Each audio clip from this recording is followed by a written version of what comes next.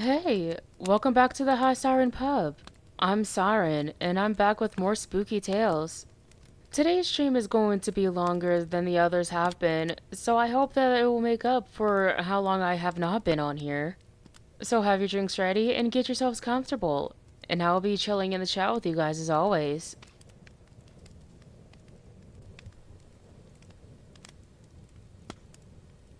I, 38M, am the janitor for an elementary school just down the road.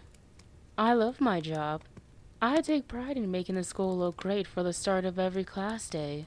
And all the kids smile and wave and call me Mr. Janitor, despite my name tag, as they walk by in their neat little lines.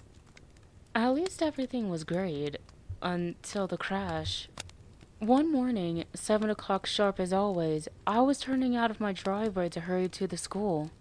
But just as I did, a car came speeding over the hill to my left and struck my car. Once I woke up in the hospital, something didn't feel right. It was oddly quiet. A nurse came in shortly after, but she seemed distant. All of her movements seemed slow, as if we were both underwater. She unhooked me from all the machines, which I noticed hadn't been making any noise, and handed me back my clothes. The hospital provided me a bus home, which was nice, since I knew my car would be totaled, and I knew I'd never afford a new one. Once I was home, things felt a bit more cozy. I still felt a bit cold and dizzy, but assumed it was whatever painkillers they had me on. The next morning, I had figured I'd just walk to school. It was only 10 minutes or so up the road, so I just had to plan for it. I woke up the next morning half an hour earlier than usual. In a bit of a daze, I changed into my uniform and set off toward the school. It was strangely quiet, and I finally noticed why. No birds were chirping. The sky was a steely gray, as it had been the day before. Once I was at work, I was scarcely noticed. The kids would occasionally glance up at me, but almost never waved or smiled. For most of the adults, it was as if I wasn't there. Strangely, this felt right. I kept up my mopping until lunchtime and retired to my closet. I glanced at my reflection in the shiny chrome of the boiler and noticed I was unusually pale. I shrugged it off and ate my cold tuna sandwich. The next day was more of the same, but I noticed the cold grayness of the weather seemed to make its way indoors. Walking through the brightly colored hallways, all I saw were dull tones. It was as if the color had been sucked out. On the way to my closet for lunch, I took a painting off the wall of the second grade hallway, which had used to be a bright watercolor of a rose. I hung it up in my closet, irrationally hoping to save away some of the world's color. In doing so, I thought to put 2 fingers to my wrist and check my pulse. Nothing. I tried again. No beat. I tried my throat. Nothing noticeable. My skin was cool to the touch, and paler than the day before. I considered calling my doctor, but the world outside felt distant, almost imaginary. I went back to mopping, noticing that the students stared into the ground as they walked by, or straight through me as if I didn't exist. The worst part was that I started noticing shadowy figures when I turned quickly. I would see a blimp of cloudy darkness when I slowly turned around, and if I rounded a corner too sharply, I'd sometimes see a dark mass somewhere in the distance. Some nights later, I started having nightmares, which was uncharacteristic of my normal, calm sleep. Sometimes in the dreams I was at work, and one of the little children would look up at me, and its eyes would be dark sockets. Sometimes I would be standing far above the school, looking down into fog, and slowly plummet. Sometimes a car would come up the hill as I checked my mail, and veer off the road toward me. As the days went on, the clouds stayed gray, and the outside got foggy. Sounds continued to get more muffled, and my thoughts and movements continued slowing. It was as if I was in a character in a play, and submerged in a lake all at once. My skin was clammy and gray, and nobody noticed my existence. The dark figures kept getting sharper, sometimes appearing just behind me in my dreams, which had become third person. I could start to make out a hooded individual, cloaked in shadow, staring at me. I almost took comfort in it, the only being that could still recognize my existence. I felt cold all the time, but no blankets nor warm clothes helped. As the days ran on and the world slowly faded, the only thing that grew clearer was the figure. He was braver now, standing just out of sight, around corners and objects. I knew I should be scared of him, but I could hardly feel anything, let alone fear. Finally, one quiet day, as I walked the halls with my mop, it showed itself. I stared into its hollow eyes, willing it to do whatever it was fated to. It held out its hand, as if for me to shake it. Suddenly, for the first time in weeks, I flashed back to my old life. I saw colors again, saw smiles, and outside saw green foliage and a blue sky. I wasn't ready. I shook my head. As if in recognition, the figure bowed its head. I felt the world go black around me. I woke up, once again in a hospital bed. This time, when the nurse walked in, she was animated and talkative. I was surrounded by little noises, the beeping of my pulse, the chirping of birds, footsteps in the hallway. Once I was released, I saw green and red and orange autumn leaves. And the next morning, I showed up to work again to cheers and waves and welcomes back. I don't know where I was for those few weeks. I thought it was all a dream at first. But in my janitor's closet, just behind the vacuum cleaner, hung a faded, darkened watercolor. A watercolor of a rose against a gray sky, splotchy and wilting.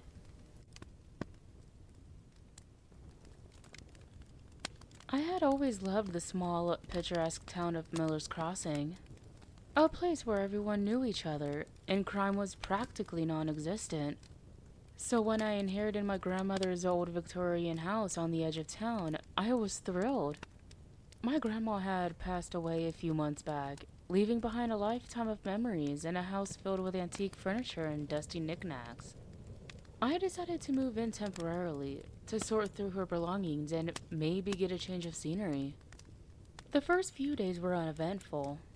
I spent most of my time cleaning, organizing, and occasionally chatting with the friendly neighbors who stopped by to offer condolences and share stories about my grandma.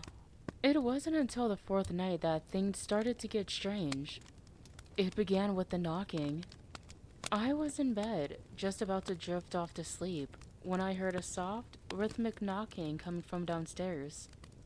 At first, I thought it was just the old house settling, but the knocks were too deliberate, too patterned to be random creaks. I got up, grabbed the flashlight I kept on the nightstand, and cautiously made my way downstairs. The knocking continued, echoing through the empty halls. It seemed to be coming from the basement. I hesitated at the top of the basement stairs, the flashlight beam trembling slightly in my hand. I took a deep breath and descended, one creaky step at a time. When I reached the bottom, the knocking stopped. I swept the flashlight around the basement, illuminating dusty shelves and cobweb-covered furniture, but saw nothing out of the ordinary. I shrugged it off as my imagination playing tricks on me and went back to bed. The next morning, I found something odd. In the kitchen on the small table where my grandma used to have her breakfast, lay an old, leather-bound journal. I didn't remember seeing it before. Curiosity piqued. I opened it. The journal belonged to my grandmother. It detailed her life in Miller's Crossing, but towards the end, the entries became increasingly erratic and paranoid. She wrote about hearing strange noises at night, about feeling watched, and something she referred to only as the Watcher. The last entry sent chills down my spine. The Watcher is coming for me. It knocks to warn me, to let me know it's near. I fear my time is running out. That night, the knocking started again. This time it was louder, more insistent. I followed the sound to the basement once more, my heart pounding in my chest. As I reached the bottom step, the flashlight flickered and died, plunging me into darkness. Panic set in, and I fumbled for my phone to use its light. When I finally managed to turn it on, I saw it. A figure stood in the far corner of the basement, barely visible in the dim light. It was tall and thin, its eyes glowing faintly. The knocking resumed, louder and faster, as the figure began to move towards me. I bolted up the stairs, slamming the basement door behind me. I could still hear the knocking, now accompanied by a low, guttural growl. I didn't sleep at all that night, my grandmother's words echoing in my mind. The Watcher is coming for me. The next day I packed up my belongings and left Miller's Crossing, vowing to never return. I don't know what the Watcher was or why it haunted my grandmother, but I couldn't shake the feeling that it was still out there, somewhere, waiting. To this day, I sometimes wake up in the middle of the night to the sound of knocking, and I wonder if the Watcher has finally found me. After I left Miller's Crossing, I thought I could leave the Watcher behind. I moved back to the city, renting a small apartment and trying to put the past behind me. Life returned to normal, or at least as normal as it could be after such an ordeal. But the knocking never truly left me. It would come sporadically, always at night, always when I was alone. Months passed, and I started to believe it was all in my head. I even started seeing a therapist, who assured me that trauma could manifest in strange ways. I was beginning to feel more at ease, starting to think that maybe, just maybe, I could move on. Then one evening, I received a package in the mail. There was no return address, just my name in a neat, old-fashioned script. I hesitated before opening it, a sense of dread creeping over me. Inside the package was an old photograph of my grandmother standing in front of the house in Miller's Crossing, holding a baby. I recognized the baby as myself. Attached to the photo was a note. "You can't escape what's in your blood." I dropped the photo and stepped back, my mind racing. How could someone know about the Watcher? My grandmother never spoke of it to anyone, and I had kept my own experiences to myself. That night, the knocking returned, louder and more persistent than ever. It seemed to come from all around me, echoing through the apartment. I tried to ignore it, to convince myself it was just my imagination, but the sound was unmistakable. Then came the growling. I couldn't stay in my apartment. Grabbing only my keys and my phone, I fled, driving aimlessly through the city until I ended up at a 24-hour diner. I sat there, drinking coffee and trying to calm my nerves, until the sun came up. Over the next few days, I researched everything I could about the Watcher. I dug through old town records, folklore websites, and anything that might give me a clue. One night, in an obscure forum, I found a post from someone in a neighboring town who described a similar entity. A tall, thin figure that knocked and growled, tormenting their family for generations. Desperate, I contacted the poster, a woman named Evelyn. We met at a small cafe on the outskirts of town. She looked tired, as if she hadn't slept in years. She listened as I recounted my experiences, nodding along as if she had heard it all before. "You're not the first," she said, her voice barely above a whisper. "The Watcher is an ancient entity, tied to certain bloodlines. Once it finds you, it never truly leaves." "Is there any way to stop it?" I asked, my voice trembling. "There are ways to keep it at bay," she replied. "Symbols, rituals, protections passed down through the generations. But once it's attached to your bloodline, it will always come back." Evelyn showed me a series of protective symbols and explained a ritual that her family used to keep the Watcher at a distance. I then turned left, feeling a mixture of hope and fear. That night, I performed the ritual and placed the symbols around my apartment. The knocking didn't come, and for the first time in months, I slept peacefully. But peace was fleeting. A week later, I found a new note on my kitchen table. You can't hide forever. I realized then that I couldn't run from the Watcher. It would always find me, no matter where I went or what I did. My only hope was to learn more, to find a way to break the curse that had haunted my family for generations. And so, I returned to Miller's Crossing, to the old Victorian house and the secrets it held. I had to face the Watcher head on, to uncover the truth that my grandmother had hidden so well. Because if I didn't, I knew I would never be free.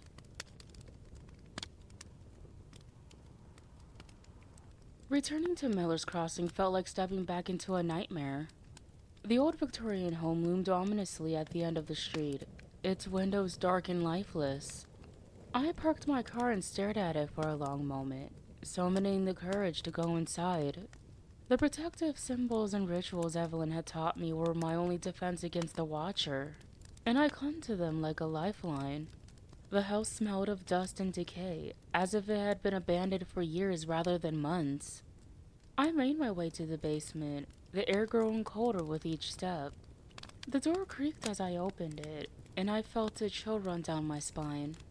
The basement was just as I had left it, filled with old furniture and boxes of my grandmother's belongings. I set up candles around the room, placing the protective symbols in a circle. I began the ritual, chanting the words Evelyn had taught me. The air grew heavy, and I felt a presence watching me from the shadows.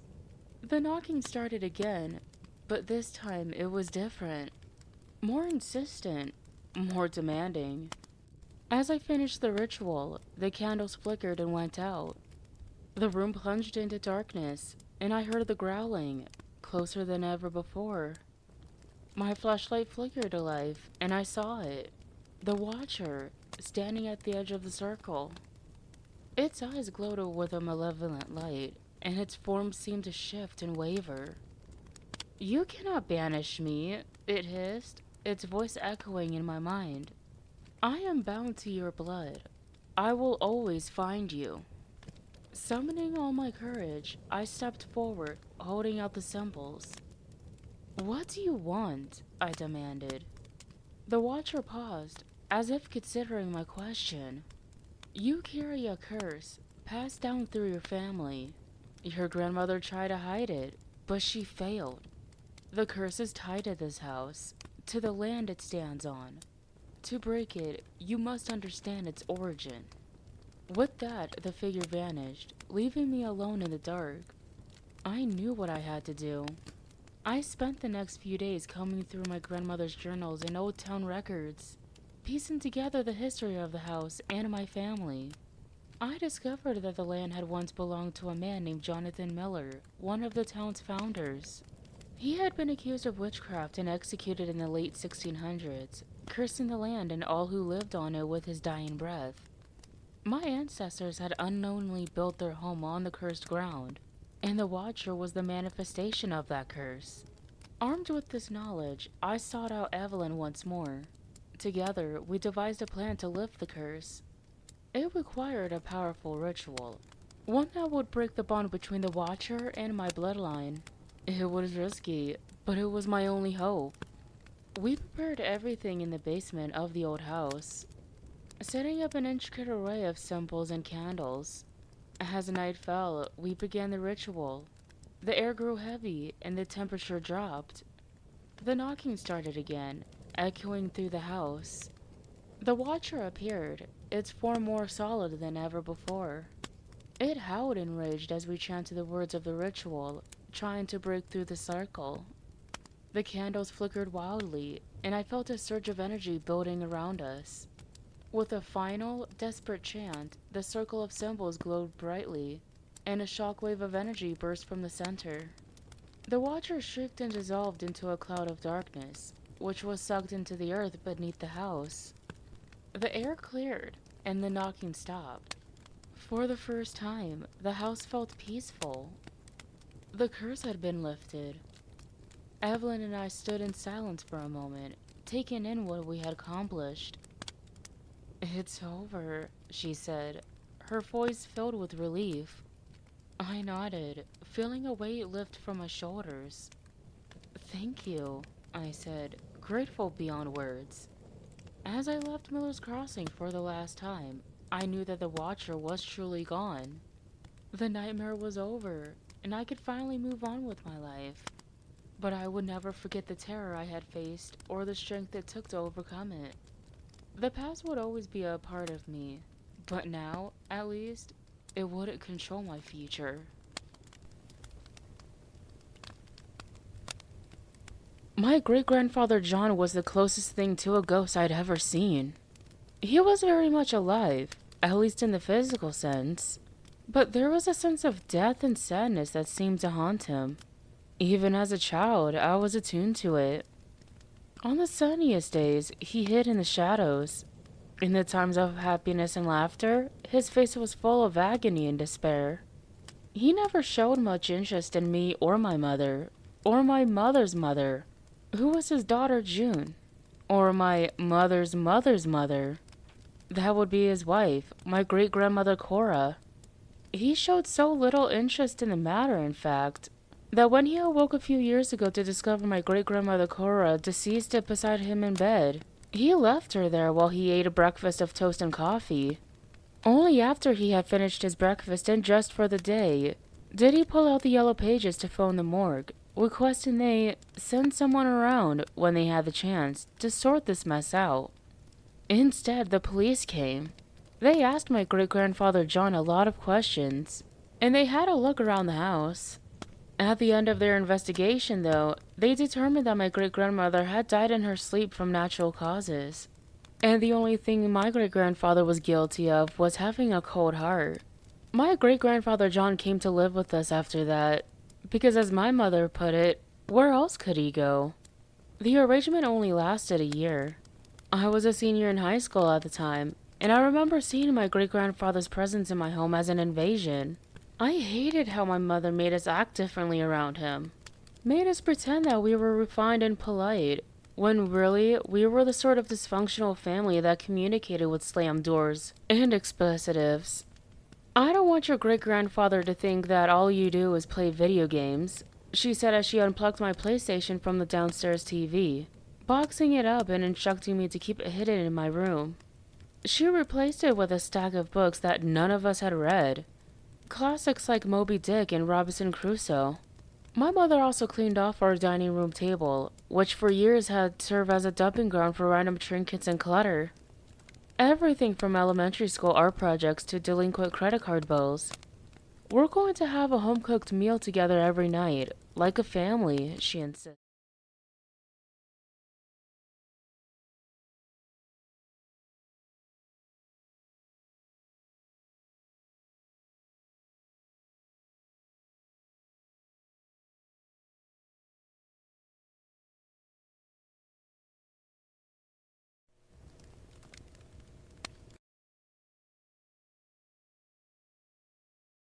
Again had become littered with life debris when I heard the deadbolt of my great-grandfather's bedroom door unlatch, followed by his soft footsteps moving down the stairs. This was an invasion. I hated how my mother made us act differently around him.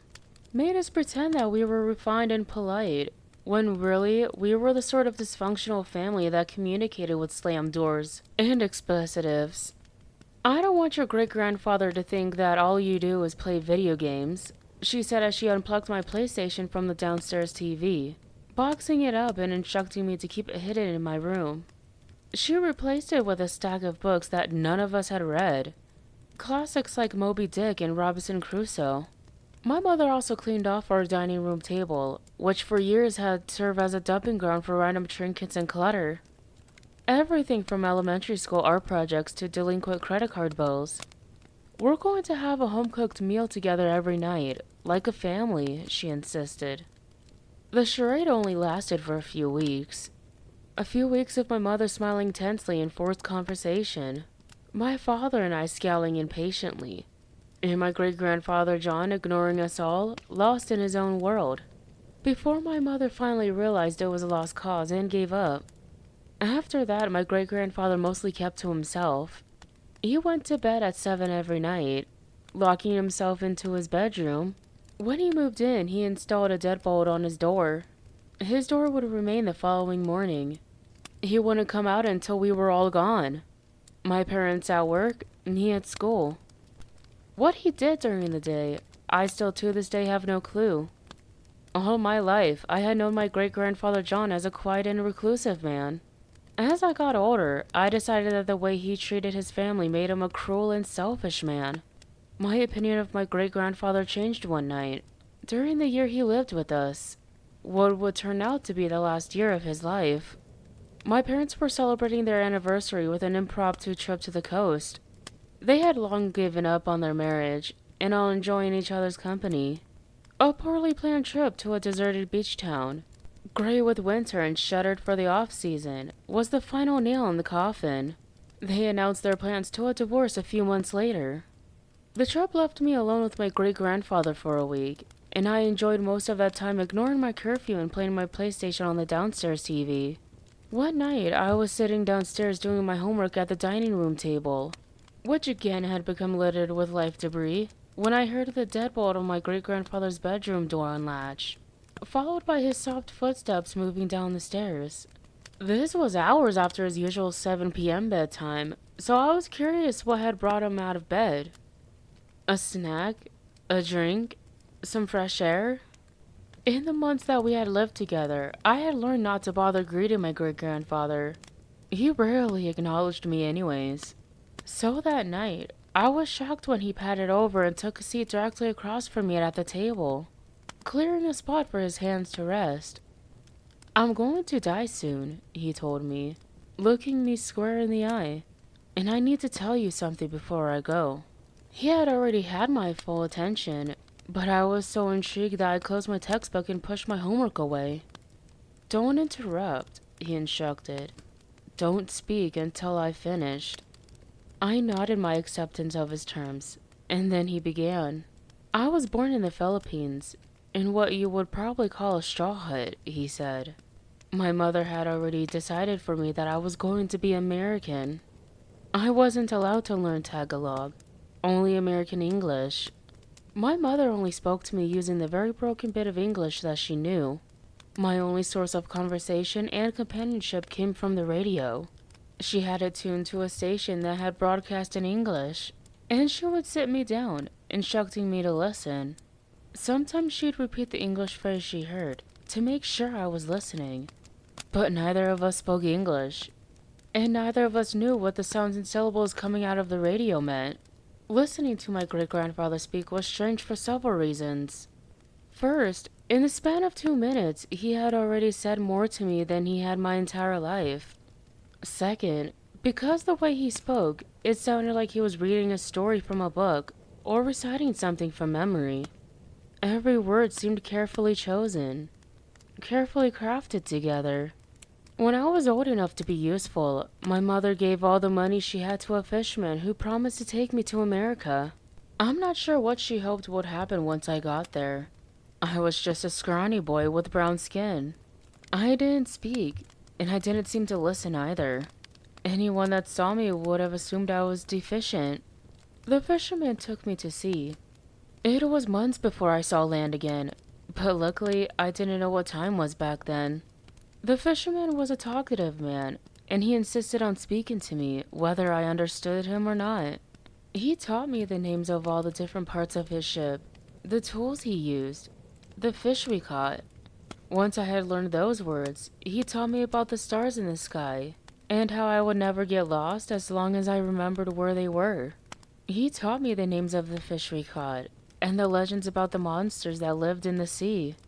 The fisherman taught me a great many things, and when he kept his promise to my mother and brought me to America, I decided he was a good man.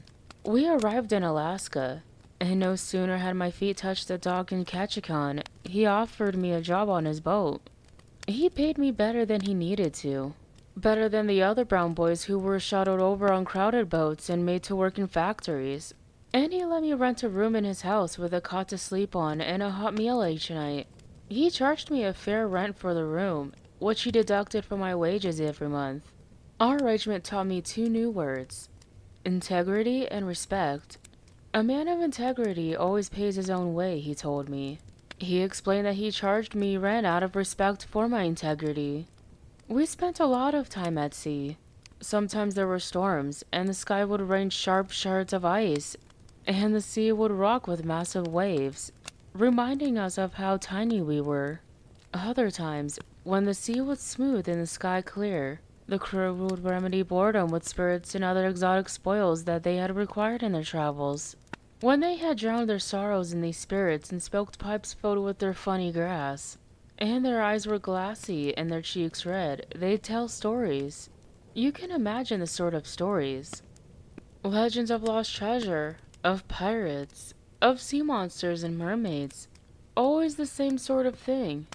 One night, it was just the fisherman and I, and he started to tell me one of his stories. I usually liked his best, but the one he told that night chilled me to the bone. The legend of the Salt Woman. My great-grandfather paused. As he told me his story, he had sat with his eyes cast down and his hands folded on the table in front of him. When he stopped, he looked up at me. It struck me that this was the first time I had really seen my great-grandfather. The lines and wrinkles worn on his face, the brown that had faded from his skin, the bottomless blackness of his eyes. He continued. According to the legend, the fisherman said, hers was a beauty that changed form to suit the eye of the beholder. She was a shapeshifter, and she transformed to fulfill the deepest desires of whoever looked upon her. A man liked red hair and pale skin. When he saw her, he'd see hair as red as strawberries, and skin so milky he could lap it up. This was the most animated I had ever seen the fisherman, so I asked him, have you met this woman? His smile faded and he said, I have.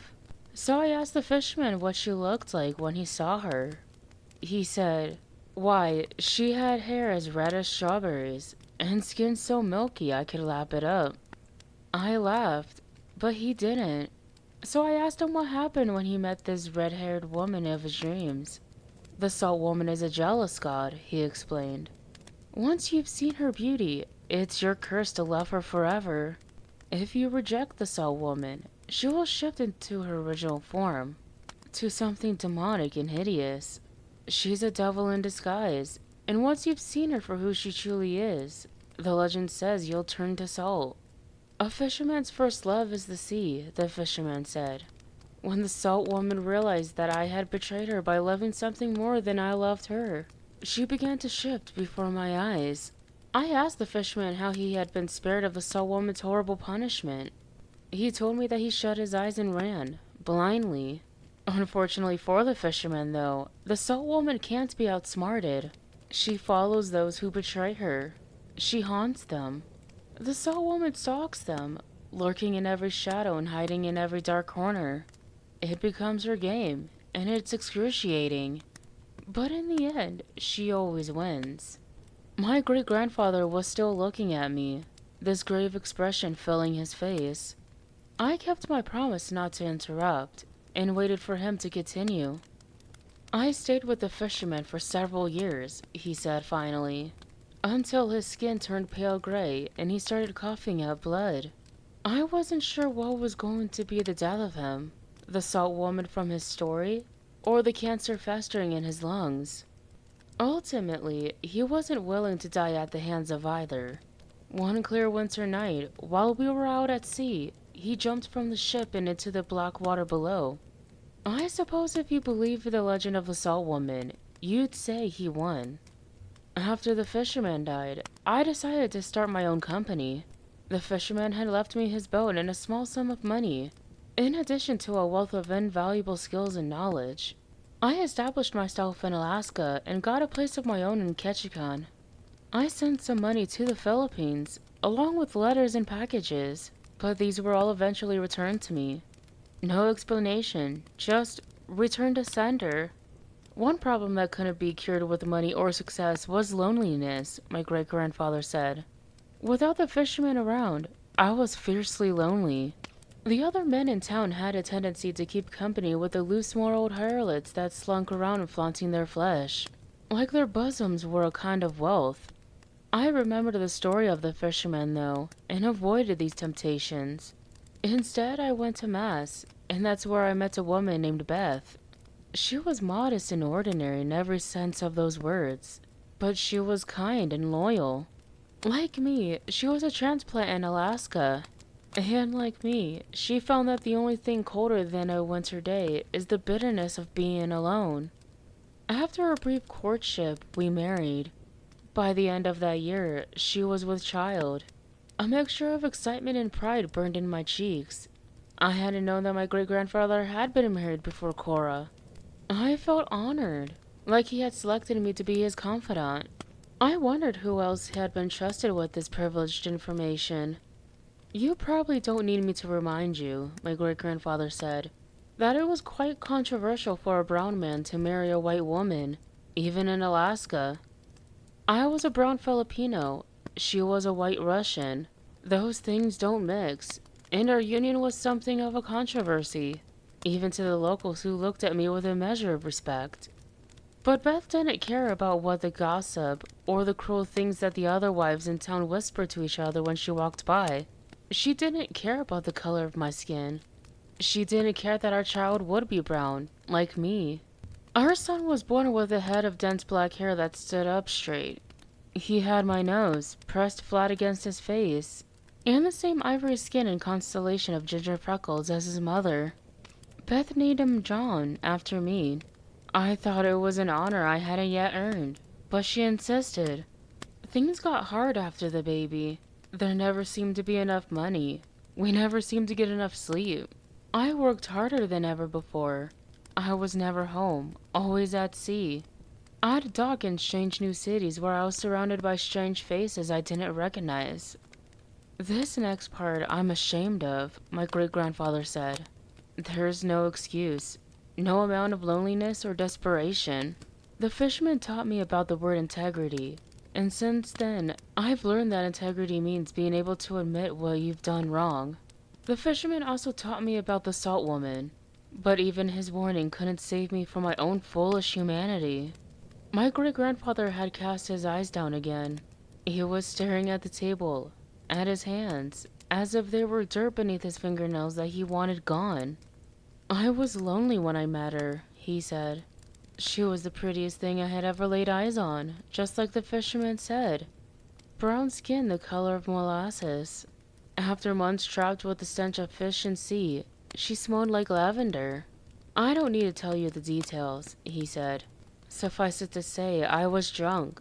Drunk on her charm, her beauty, and drunk on the cheap spirits of an Alaskan fishing town. I was unfaithful that night. I awoke before the sun the next morning, and I saw her sleeping beside me in a bed I didn't recognize, in a home that wasn't my own. I was horrified by what I'd done, and the warning of the fisherman came to me. If this was the salt woman laying beside me, I would no doubt fall prey to her wrath when she awoke and learned that I intend to return to my Beth. I decided to flee before she awoke. I ran. Once I'd made it to the docks, I boarded my ship and woke the crew so we could set sail. I didn't feel at ease out at sea. The disgust I felt tormented me, and I felt the wrath of the salt woman following me, like the wake we left in the ocean. I knew I hadn't outsmarted her, and it was only a matter of time before her punishment came. When we arrived back to Ketchikan, I was reluctant to return home to Beth. I had already made up my mind that I wasn't going to tell her. What good would it do? It would only hurt her, and the curse of the salt woman was my burden to bear, and my burden alone. Nothing could have prepared me for what awaited when I returned home. My great-grandfather had stopped talking, and I realized how long we had been sitting there. I wonder if it was hard on him, if he needed to take a break. Beth was waiting for me, he said. She held our lifeless son in her arms. He tingled like a toy, and I knew he was deceased. He was dripping wet. She had drowned him. I tried to take him from her, but she wouldn't let me. I shouted at her, my guilt replaced with anger and hurt. That's when I saw it. The pieces of her face were like pieces to a puzzle, cracking and shifting and falling away. Underneath, she burned black. Her face was melting, losing its shape. My body responded before my brain had figured it out, and I turned my back. I ran for the door, and I heard her body disintegrate behind me, shattering and crinkling like the little shards of glass scattering over the hardwood floor of our home. I kept my eyes shut, following the road outside of my memory. I wanted to look back, wanted to see my wife and son, but I knew they were no longer there. Beth was the salt woman. The fisherman told me that the salt woman would assume the shape of your deepest desires. I foolishly thought that meant beauty. But for me, the salt woman became the very thing that my heart longed for most. Loyalty, family, a loving mother. The salt woman exploits any brand of vulnerability or loneliness. What happened? I asked breathlessly, forgetting my promise not to interrupt.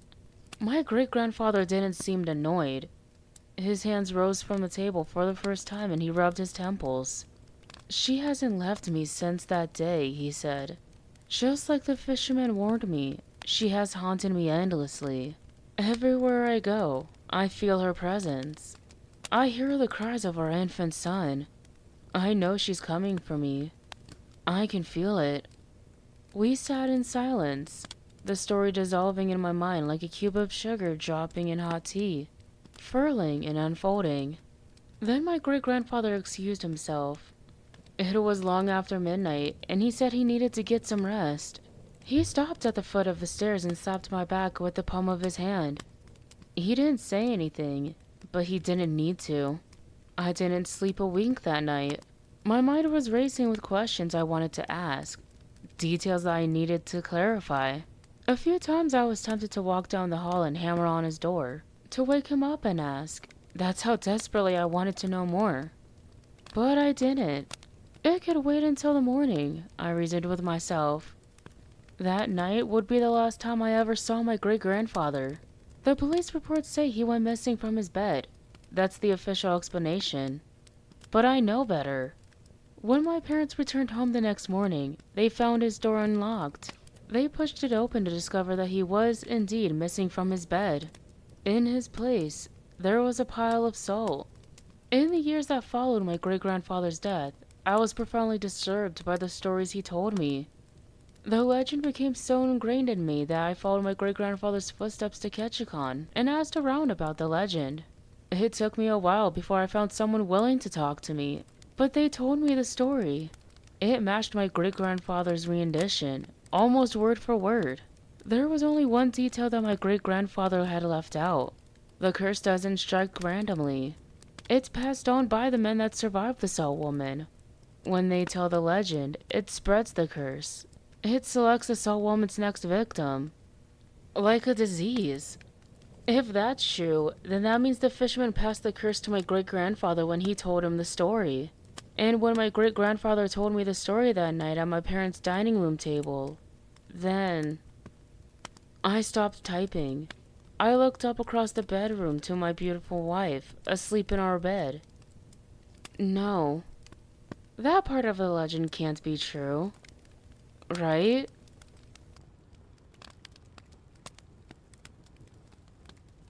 I was relaxing on a Sunday afternoon in Nevada, randomly playing different stations on my radio when I came across the radio station 101.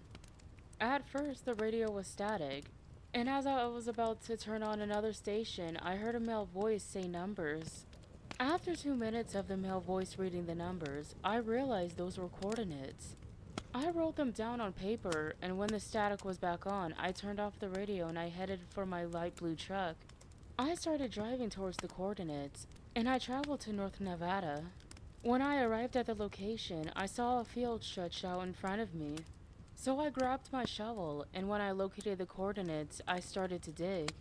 After 5 minutes of digging, my shovel hit a blue metal box. I dug up some more so that I could pull it out. I dragged the box from the hole, and when I opened the box, I saw only one piece of paper. I grabbed the paper, and on it was written in red ink, 2 days from now, a man wearing a hat, trousers, jacket, and white shirt will come to your shop. He has a handlebar mustache and black eyes, and on his left hip is a revolver. Another customer will arrive in your shop and grab some items before the man. He will go to the counter first, and the man with the handlebar mustache will get angry and shoot both of you. If you survive, then later that night something will come for you. You have to run away from your house for 3 days and then return. Bury the box and the paper. I was creeped out. Was this some sort of prank on those who dare to listen to the radio? Sweat was pouring down on me, and I did as it was written on paper. I got up in my truck, my hands resting on the wheel. I wanted to drive, but I couldn't. I was scared. What if the things that are written on the paper come true? What happens after? For 5 minutes I sat there, contemplating on what to do. I decided I will carry with me a firearm just in case the handlebar mustache man arrived in my shop. I started my truck and went home. When I arrived home, the stars in the night shined brightly, and I grabbed the radio from my front porch. I turned on the radio station 101, but there was only static. I turned off the radio and went to sleep. I woke up the next morning and brushed my teeth. I took a walk. Then when I came back home, I took the radio and listened again to the radio station 101. Static was the only thing I heard. The next day when I worked in my shop, the man as exactly described by the paper came into my shop. My hand started shaking a little, and I kept staring at him. I put my left hand on the counter and my right hand near my firearm. Then another customer walked in my shop. He grabbed a box of cereal and put it on the counter. Just then, the man with the handlebar mustache came behind him. When I scanned the item, I saw the man's face get angrier and angrier. Then he pulled out a gun. I quickly pulled out mine and I shot him. The police came by later, and after talking to them and seeing the tapes, they told me I wouldn't have to go to jail since I shot him in self-defense. The customer who bought the cereal box left just after the police left. I closed my shop early and went home to rest. When I arrived home, I grabbed a backpack and started putting essential things in there. Ammunition and money, some food and water, and the radio, clothes, and another weapon. I grabbed one bag so I could put more food and water and some pillows and a blanket. Then I parked my truck in front of my bedroom window and checked to see if the truck had gas. The truck was decently filled with gas, so I went inside my home and put barricades on the windows and doors. I then went to my bedroom and locked the door. I waited for several hours.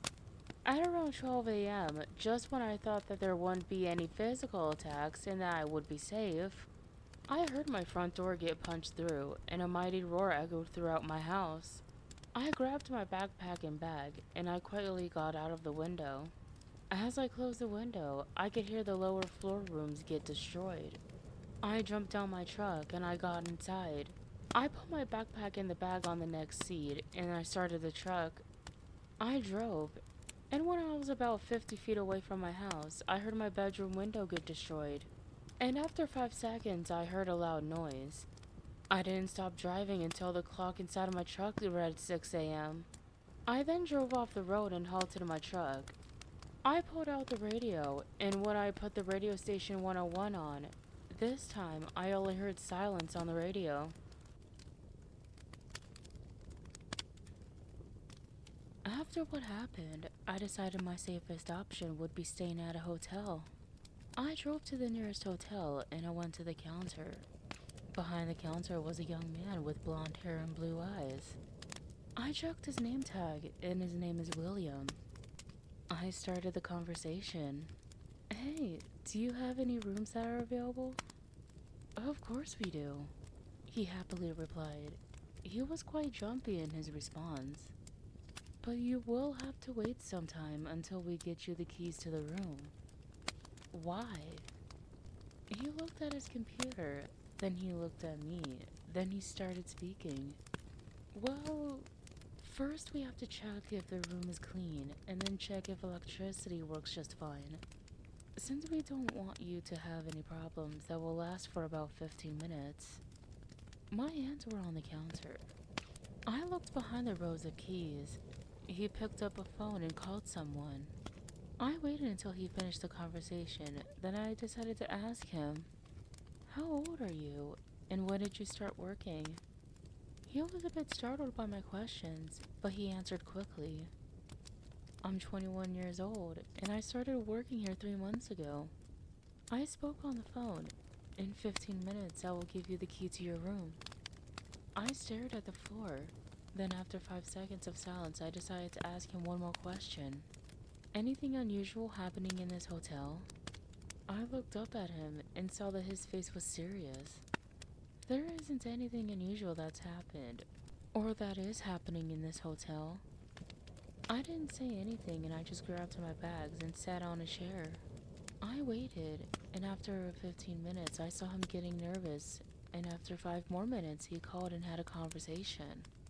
After 2 minutes of talking, he put the phone down and yelled out to me, "I am sorry, but you will have to wait at least 10 more minutes until your room is ready."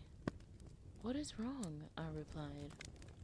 "One of the guests attacked our workers, but there were 2 more workers nearby, so they managed to subdue the attacker. The police have been called." I didn't say anything, and after 5 minutes, 2 policemen arrived in the hotel, and I saw them dragging out a man out of the hotel. The worker behind the counter spoke loudly, "Your room is ready." I got up and grabbed my backpack and bag, and I took the key that he laid on the counter. A man in red hotel clothing came near me and grabbed my bag. We went into the elevator and then we walked into my room, numbered 36. The worker put my bag down and I gave him a $10 tip. I grabbed my bag and threw it on the chair. I then closed the door and locked it. I put my backpack on the floor and I sat on the bed. I thought about what happened, so I pulled out my radio out of my bag and put on the station 101. There was no sound. I turned off the radio and I pulled out the duct tape. I went to the door and placed the duct tape on the peeping hole. I made the duct tape loose so that there was no sound when I pulled the duct tape back to see through the peeping hole. The day was calm and the hotel staff brought food for me. When the night came as I was about to shower, I heard tapping on the other side of the wall. I placed my ear near the bathroom wall on the other side as I heard someone tapping with their finger. I checked the bathroom for any holes or camera and I found nothing. I washed myself, and when I was putting the towel on myself, I still heard the tapping. I went to my bag and pulled out my clothes and put them on. Then I heard 3 knocks on the door. I silently walked to the door and pulled over the duct tape. There was no one in the hallway. I felt fear wash over me. I put the duct tape on the peeping hole. I then went to bed, hoping that I am safe. I heard knocking again, but I ignored the knocking, and in the morning, when I opened the door, I saw on the ground an iron tray which had food. I picked up the food and locked the door. In the room that was next to mine, I heard furniture moving. I wasn't hungry, so I placed the food tray on the desk. I then felt anxious. I checked the room for any hidden holes for peepers or camera, but I found nothing. When I pulled the wardrobe from the wall, I saw a giant vertical cut in the wallpaper. I pulled the wallpaper off and saw a note in the hole. I pulled out the note and I started reading. "I hope you find this note as soon as possible. Always check if your door is locked. As long as you have locked your door, you will be safe. If you find anything unusual, such as a tray of food, always check the hotel staff if they placed the tray of food for you. If they didn't, then don't eat the food. And don't drink the water from water bottles or glasses. They could be poisoned. If you hear knocking on your door and see no one, then don't open your door. Always look at the details, the name tags, the clothes anyone wears, their facial features. Always look at your surroundings. Once you read this letter, go to the abandoned building near the gas station that is on the other side of the street. In the basement, you will find a man selling weapons and ammunition. Buy a weapon from him and 2 magazines. Then go to the gas station and say you were there for electricity checkup. After the clerk lets you in the basement, you will find a note there. Leave the weapon and ammo where the place of the note was. I checked if my door was locked. My door was locked. I grabbed $200 and I brought the tray of food in front of William. Did any of the hotel staff leave a tray of food this morning? I asked William. No one is supposed to bring you a tray of food in the morning. We only do that during the evening, William responded, worried. Check if the food is poisoned, I told him. I then went to the abandoned building and found the man who sold weapons in the basement. He has a gray mustache and wore a hat. We didn't speak much, but I managed to buy the weapon and the ammunition for $40. I then went to the gas station and told the clerk that I have come to check the electricity. Surprisingly, he didn't question me and he let me in the basement. When I entered the basement, I saw a loose painting, and after I pulled out the painting, I saw a circular hole in the wall with a note. I picked up the note and started reading. Look carefully at the faces of the employees. Always be alarmed. When you leave the weapon and the magazines in the wall, put the picture back in the wall and go to the hotel. In half an hour, 3 men will come into the gas station and pull a weapon on the gas station worker. The gas station worker will unalive them. The shots will be heard even in the hotel. You will have enough time to go on the second floor toilet room to find the next note. I placed the weapons and a magazine in the hole and placed the painting back on the wall. But I made the painting a little bent towards one side. Then I went to the gas station clerk and told him that the electricity was fine. I then went to the hotel and William approached me alarmed. Where did you find this tray of food? He spoke in a rushed tone. In front of my hotel room door, I replied. When? William asked. This morning. Did you know? William swallowed his spit, his eyes blinking wildly, that the food in that tray was poisoned? The food is poisoned? Who could have done that? I said. William said, soon we will call the cops, and we will look at the video recordings to see who did that. I said to William, someone in the room next to my wall kept hitting the wall with his finger, while someone was knocking on my door yesterday. I don't know who knocked since I didn't see anyone. Also, the furniture in the room next to my bedroom was getting pushed around. What? William replied, clearly confused by my words. You do know that you are the only one who bought a room in the 3rd floor where your room is located? I will call the cops now. As soon as he went to call the cops, I started walking towards the 2nd floor, and on the 2nd floor I saw a hotel employee approach me and speak to me. Hey, are you the resident in the room 36? You should later this day leave your door unlocked so that the staff can enter and bring you food. I stared at him. I didn't make any facial expression or say anything. But I clearly noticed that his left eye was noticeably larger than the other eye, and that his left arm is slightly longer than his right arm. He didn't have any eyebrows, and his left foot also clearly is broken, but he walked completely normal when he approached me. I have to be honest, I was scared. My heart was beating fast, and when I spoke, I felt as if I could let out a high-pitched yelp. Where is the hotel snack machine? I want to buy some snacks to eat, the hotel employee said, down at the entrance. I then went towards the stairs, and when I looked back behind the wall, I saw the hotel room employee click the elevator button. When the elevator doors opened, I turned and went towards the toilet room. I entered one of the stalls and saw that behind the toilet seat there was a note. I picked up the note and started to read. You saw the employee with one eye larger than the other? If he did, the next time he sees you, he will attack you. If you place the weapon behind the painting, then when the gas station worker starts going, then the hotel employee won't attack you, but will start running away. When he does that, then go and grab all your stuff and run away from the hotel. And travel a decent distance between you and the hotel so that you can be safe. In the room next to yours, the monsters have started to dig a hole into your room. They plan to unalive you when they make a hole into your room. The next note will be found in a road phone box.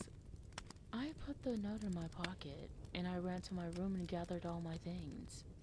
I already paid the hotel worker. When I was on the first floor, I saw the hotel room employee with the broken leg. And just when he saw me, noises ran out and the hotel room employee started running away. When I came to the hotel entrance, I saw the cops were already in the gas station. I quickly walked over to my car and I started driving to get to the phone box as quickly as possible. I drove as quickly as I could to the phone booth. After 15 minutes of driving, I drove past a hitchhiker. 5 minutes passed, and I drove past the same hitchhiker again. In 10 minutes, I passed by the same hitchhiker 2 times. After another 5 minutes passed, I saw the phone booth and the hitchhiker near the phone booth. I kept on driving, and when I saw the same hitchhiker again, I turned my truck around and drove to the phone booth. This time when I arrived, there was no hitchhiker near the phone booth. I quickly got out of my car and entered the phone booth. On the telephone there was a note. I grabbed the note. Have you seen the hitchhiker? If you saw him near the phone booth and kept on driving until you saw him again much further from the phone booth, you did good. You are safe. You need to do this task. In Carson City, there is a brown house surrounded by white houses. You need to buy a weapon and 12 bullets and place the weapon and ammunition on the door rug. Do the task as quickly as you can.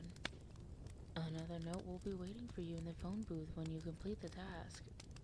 I quickly got into my truck and started driving to Carson City. When I arrived to Carson City, I went into a weapon store and bought a weapon and 12 bullets. I then traveled in the Carson City until I found the brown house surrounded by white houses. I placed the weapon and ammunition on the door rug and I calmly walked to my car and started driving to the phone booth. I spent 4 days on the road before I got near the phone booth. I spent most of my time being around various gas stations and stores. And when I started driving towards the phone booth, and when I was close to the phone booth, I saw the hitchhiker was near the booth again. So I drove past the booth, and when the 5 minutes passed and I saw the hitchhiker, I turned my truck around and drove to the phone booth. I parked my truck near the phone booth, and when I entered, I saw another note on the telephone. I took the note and started reading. Go to the destroyed building in front of the hotel which you stayed at and buy a weapon and 2 magazines. Then place the weapon and ammunition on the counter and go to your house. I took the note and placed the note in my backpack. Then when I entered my truck, I started to go drive towards the hotel. When I arrived in front of the hotel, I parked my truck and entered the old building. I found the man who sold weapons and he didn't say anything. I bought a weapon and 2 magazines full. I paid for the weapon and ammunition with $40. I then walked into the hotel and placed the weapon and ammunition on the counter. I then went inside of my truck and drove to my home. I arrived near my home, and when I walked over, I saw from the outside that many windows were broken. When I entered my house, I saw many things were broken. I turned the radio station 101 on, and I heard static again. Then I heard coordinates.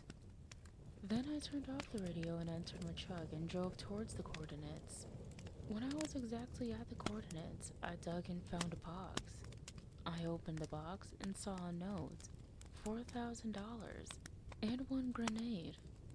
I started reading the note. Use the $4,000 to buy the necessary things so that you may barricade your house. Bury the box. Tonight, a group of monsters will assault your home. The Grey Native will help you. I buried the books, and as quickly as I could bought various nails, wood, and some other things necessary for barricades. I spent most of the day setting up the barricades on all of my windows and doors. At night, I heard many sounds of howling, and when I looked out of my front window, I saw about 60 monsters outside. I was scared. Sweat poured down on me. I was shaking. But I had my weapon ready, and I started going at the monsters. I managed to unalive several before one got in front of my door and started breaking the barricade down. I threw my grenade outside and I ran away to the opposite wall in my hallway. I heard the explosion and screams. When the monster tore about half of the barricade, I heard noises, and I saw the monster fall on the barricade. I stood there, watching the monster. I was scared. I just kept on staring and staring at the deceased body of the monster. Then I heard a broken window upstairs. I loaded my weapon and charged upwards. My legs were shaking, and I felt as if I would fall on the stairs. When I arrived, I saw 4 monsters. Thankfully, their backs were turned towards me, and they were focused on destroying my furniture. I went at them and managed to unalive all of them before they turned towards me. Then I heard silence. I then heard 3 pairs of footsteps and a voice say, "Do you think there are any more monsters?" I yelled out, "Hey, I am a human. I'm upstairs at the top of the stairs." I then heard them stop. I raised my weapon up and put 2 hands up in the air. I yelled out, "I have a weapon in my right arm." And just then, I saw 3 men with weapons appear at the bottom of my stairs. I recognized one of them as the gas station clerk who unalived 3 men. William, the hotel manager, and some guy who had a weapon. "That's you," William said. The gas station worker said, "We have to get out of here as quickly as possible. William, can we go in your hotel?" William replied, "I am not sure if we can go there. There are monsters there." I then spoke while going to them. "We need to go somewhere safe. Let's go to the hotel first, then see what we need to do next." All 3 of them agreed with me. I packed my bags and grabbed the radio. William was the one driving my truck while I was in the back seat. I turned on the radio station, and I heard some numbers. This next part of the stream is going to be from a 32-part series written by the one and only username Fisherman Tales on Reddit. This is going to be the first 7 parts, so I hope you guys enjoy it.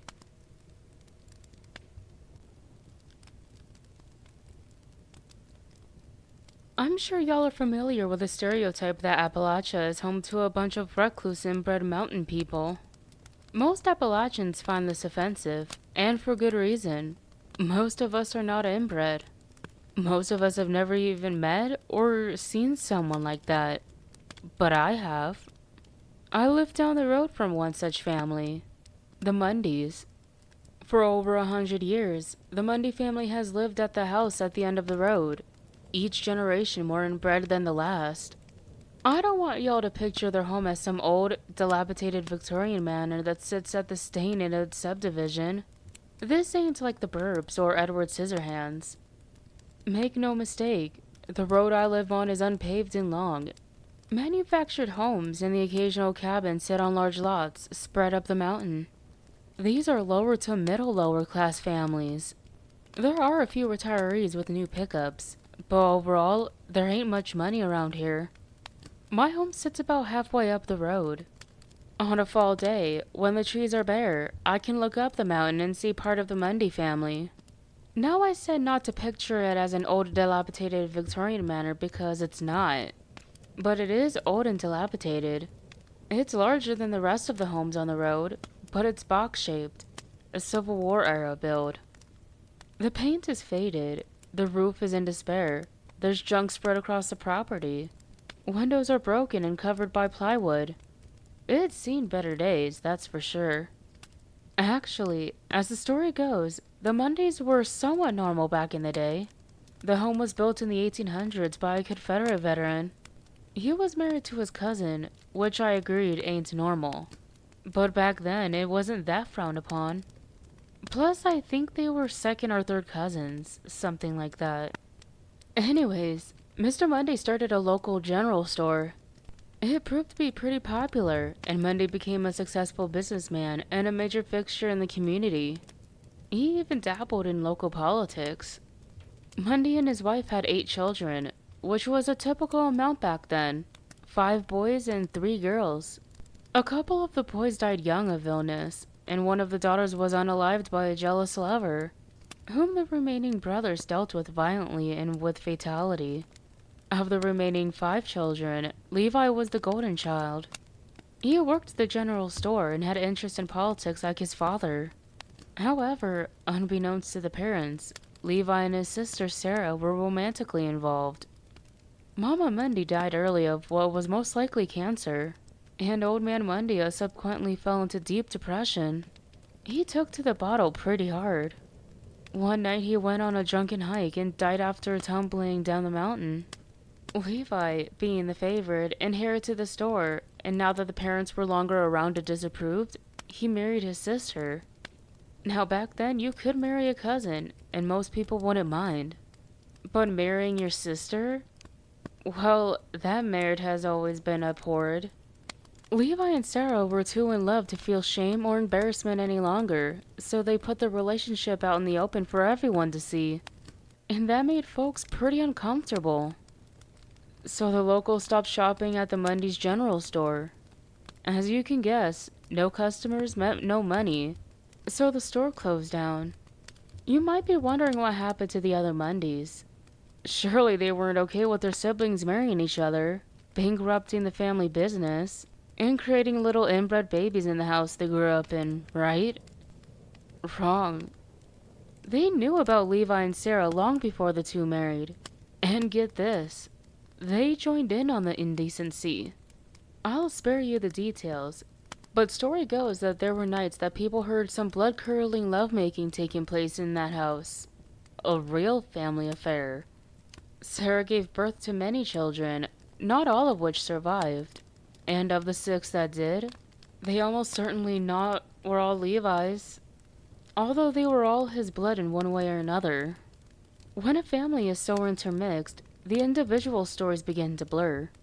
I do not know what happened to Levi and Sarah's siblings. Some stayed at home, others moved away. I can only imagine that there's some other Appalachian road with the Mundy family on it, but all I could tell you about now are the Mundys that live on my own road. They don't come out much, and when you do see them, it's like a Bigfoot sighting. You want to take a picture to prove they exist, but you also don't want to get too close. They don't drive, so they don't go into town. I don't know what they eat. They don't have electricity or plumbing. They have a well on their property, so I guess that's where they get water. There's 5 of them up there, and one really old lady. I have seen her less than the others, maybe only 3 times my entire life. I saw her when I was about 9 years old. Us kids used to sneak up the mountain to try and catch a look at the Mundys. Our parents were ignorant of this, of course. One afternoon, we got about 30 feet from the house. The front door was open, so we got a peek inside. There was a long hallway that appeared to go from the front of the house to the back. And standing in that hallway, hunched over, was the old lady. And she was looking right at us. We immediately dug down the mountain and ran home. We decided the consequences of disobedience were worth telling our parents about the old lady. They weren't happy, but I'll never forget the concern on my father's face as he looked up the mountain. Like the old lady's presence somehow made the situation more disturbing. The second time I saw her, I was 17. My dog had gotten close and caught a scent that took up the mountain. My heart sank when I saw he was going towards the Mundy's house. I reluctantly took chase and found myself on their property. It was evening time. The sun hadn't fully set. Nobody was outside that I could see, and I knew if they were, I would have been in danger. People had wandered on their property before and barely escaped with their lives. The Mundys were extremely hostile to trespassers. I whispered loudly and desperately to my dog, but he was hooked on a scent. He went to the side of the house, waving around junk that I ain't sure how they obtained. Children's toys, car parts, empty bottles and cans. My dog came to a halt to sniff whatever odor, and I snagged him by the collar. And as I turned to rush him home, there she was. She was sitting in a dirty old chair. It wasn't on a porch or in any spot where it would have made sense. She was just sitting in the yard amongst the junk. I am often respectful, even when it's against my better judgment, so my first instinct was to apologize and tell her I was just retrieving my dog. She did not respond. She simply stared at me. I averted my gaze and promptly fled the property. She looked to be about 90 years old at the time, and aside from her sort of witchy old face, the other thing that shook me were her clothes. They looked like clothes I'd seen in pictures of women from the 1800s. The third time I saw her was a week ago, and to help you understand how weird that is, I'm nearly 30 years old. So in other words, I saw a 90-something-year-old over a decade ago, and then last week I saw her again. Not impossible to live so long, but pretty rare, right? Especially in such poor conditions. It was late at night. I was sitting outside drinking a beer and looking at the stars when I heard the shuffling of feet coming down the dirt road. I sat up, and sure enough, I saw shadowy figures. I could tell right away that these people weren't right. Their gait was awkward. Their posture was weird. My heart skipped a beat when I counted 5 of them. It was the Mundys. They walked right past without looking at me. I was too shocked to move. I ain't ever seen them come down the mountain before. I watched them continue down the road when I heard some more shuffling from the direction they came. It was the old lady. She had a long, wide dress on. I couldn't see her feet, but I heard them kicking up dirt and rock. She looked almost like she was floating. But here's the part that really gives me chills. As she hobbled in front of me, she stopped. She turned and looked directly at me, and without warning, let out a soul-piercing scream. She wasn't scared, although the scream itself was horrifying. No, this was something different. This was a call. Out of my peripheral, I saw the other Mundys sprinting back up the road. Their run was awkward like their walk. But while their walk was sort of clumsy and slow, their run was quick and powerful. I took off for my door and stumbled inside. I locked the door, grabbed one of my dad's old weapons, and shut off the lights. My parents were startled out of bed by this nightmare, and Dad rushed into the living room with another weapon drawn. I shushed him and waved him over to the window where I was peeking out of the blinds. The old woman had stopped screaming the second I had gone indoors, and now the Mundys stood side by side staring at my home. The only light was from the moon, which was not full, but this was the best look I'd ever gotten of the Mundys. 3 men, 2 women, and the old lady. They were all deformed, some worse than others. They looked like patients you'd find in an insane asylum. They looked like sub-level inmates. Other inmates lived amongst white tile and cotton sheets, but these guys looked like they would have been housed in a wet stone cellar. Too horrifying for anyone to see. My dad gasped when he laid eyes on the family all lined up on the road. "That's the old lady I saw when I was a kid," I told him. I asked him if he had any idea her relation to the younger ones, which, considering how inbred they were, is like asking someone to figure out where a circle ends. What he said still baffles me. Dad looked at me real seriously and said, "That's Sarah." I figured there must be another Sarah. The one that married Levi would be at least 140 years old by now. Not Levi's wife. She'd be too old, I argued. But Dad just looked at me. He doesn't say much, but when he does, it's precise and true. My dad ain't one for wasting words. The Mundys eventually turned and headed back down the mountain. I wanted to stay up and watch them return, but they never did.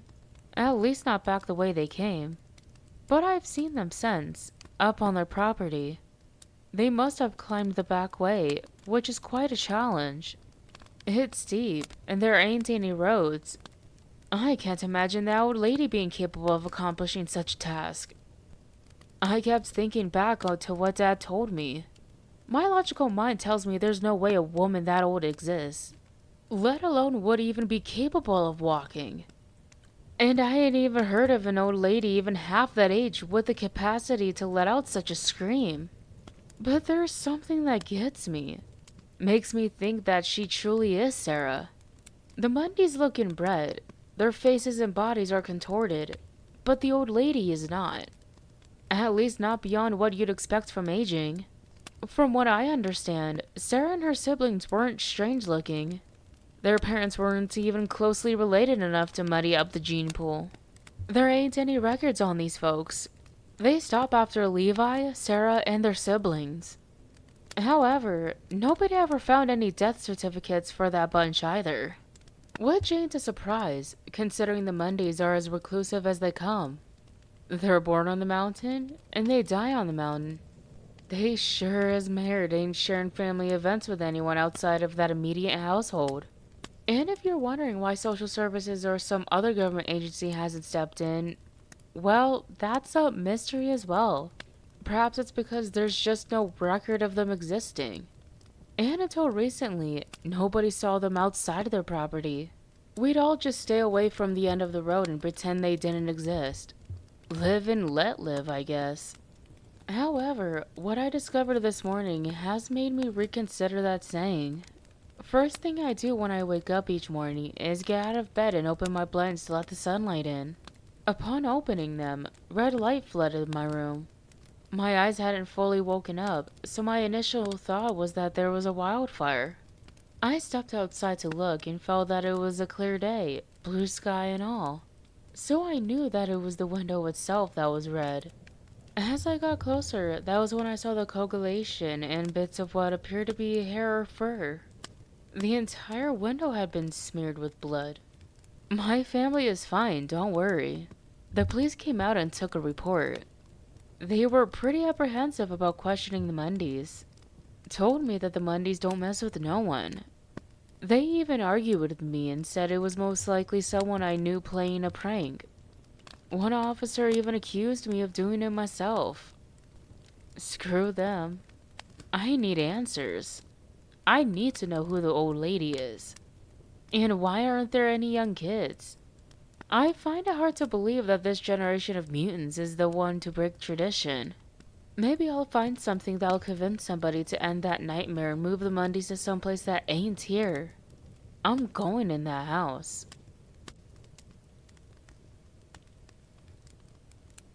Well, I did it. I went into the Mundys' house. I figured the exterior was a good indication of what was to be expected inside. But what I discovered was so much worse than I could have imagined. I told you how they came down the mountain late at night. Well, they did it again.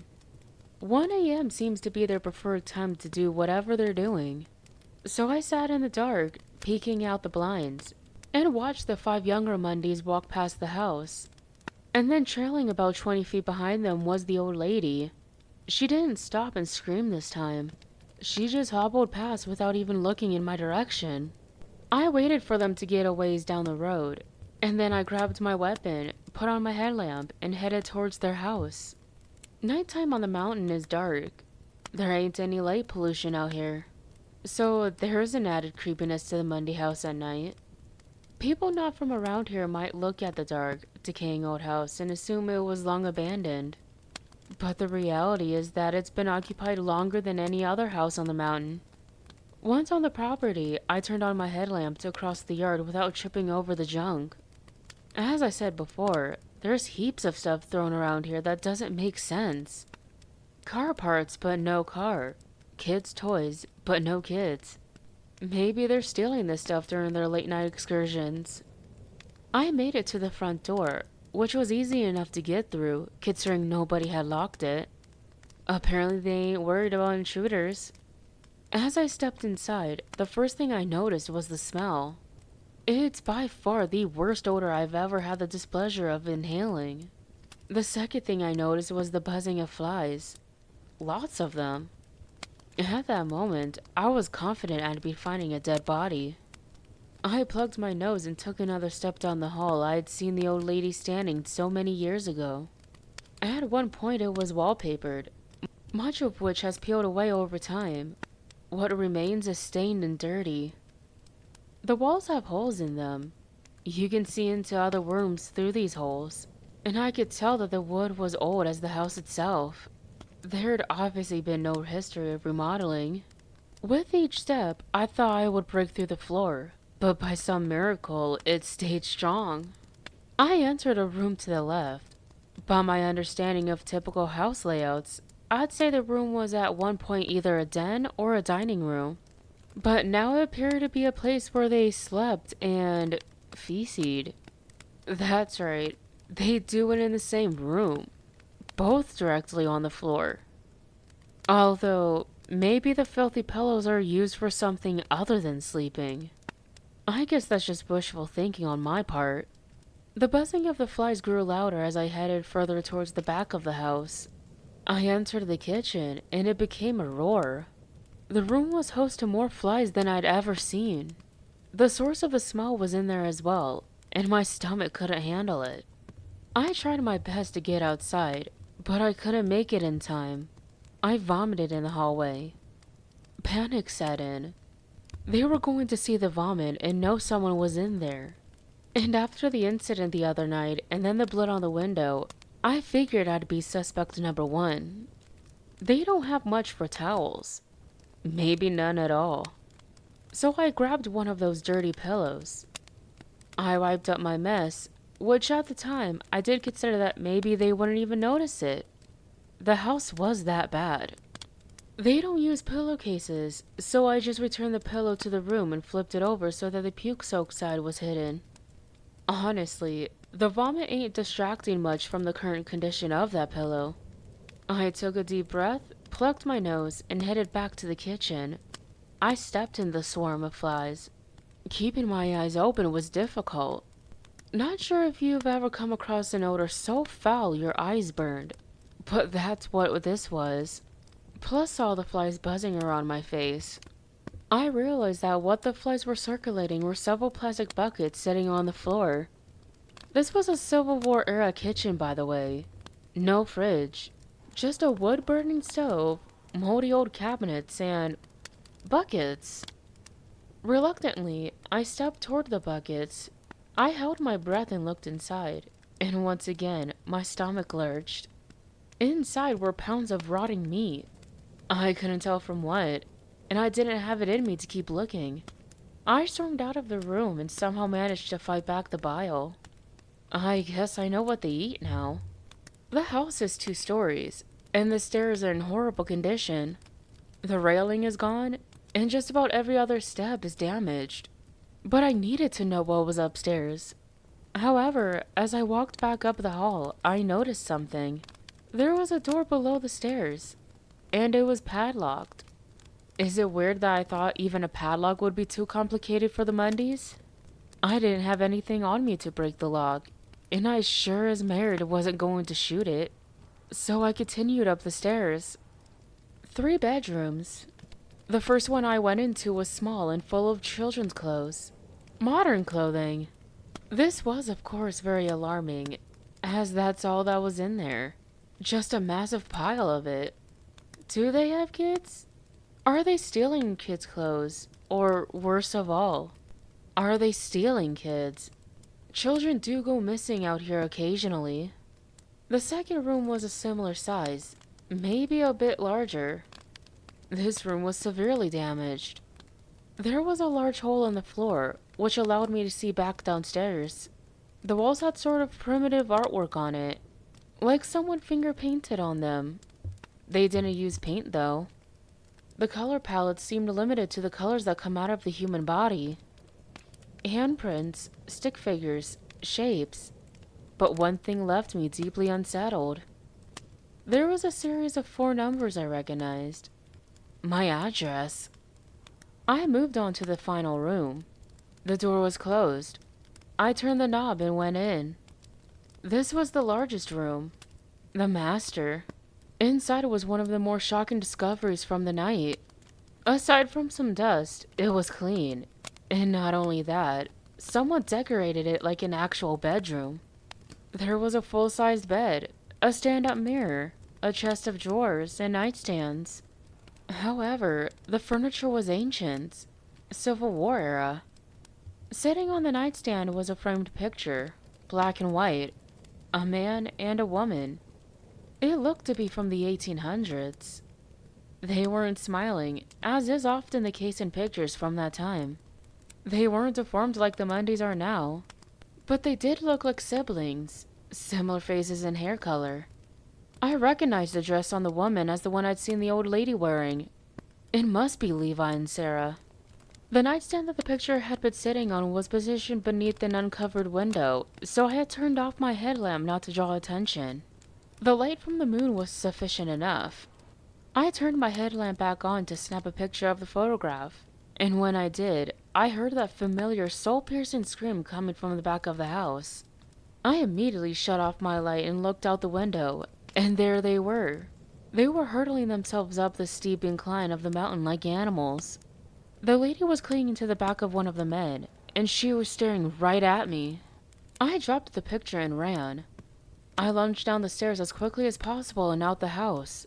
I didn't turn back. I sprinted home, ran inside, and locked the door. The weapon hadn't left my side. I was happy to see the sunlight this morning and that the Mundys didn't come down the mountain after me, but I didn't get a lick of sleep.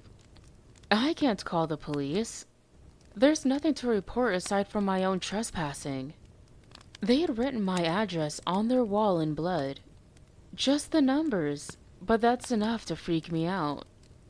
And what's up with the children's clothes? My gut tells me I should take my parents and leave town for a bit. But I think I'm close to finding something big. I need to know what's happening in that padlocked room. And where do the Mundys go at night? Sometimes you have to wonder who the more powerful being is, God or Satan. Up here in Appalachia, there's a church just about every few miles. The folks inside will tell you that by believing in Christ and letting go of your earthly desires, you may one day enter the kingdom of heaven, the paradise ruled by the Lord himself. But why is it that earthly desires are seen as something we should ignore? After all, we do live on earth, don't we? So, what's wrong with living in accordance with the only place we know? Maybe earth is ruled by the devil. A fellow that lives right in the eyes of the Lord might be comforted by the promise of everlasting life in heaven. But what of those who live according to the will of Satan? What are they promised? I do not have the answers to those questions. However, what I discovered last night has left me sure that there are people on this mountain who do.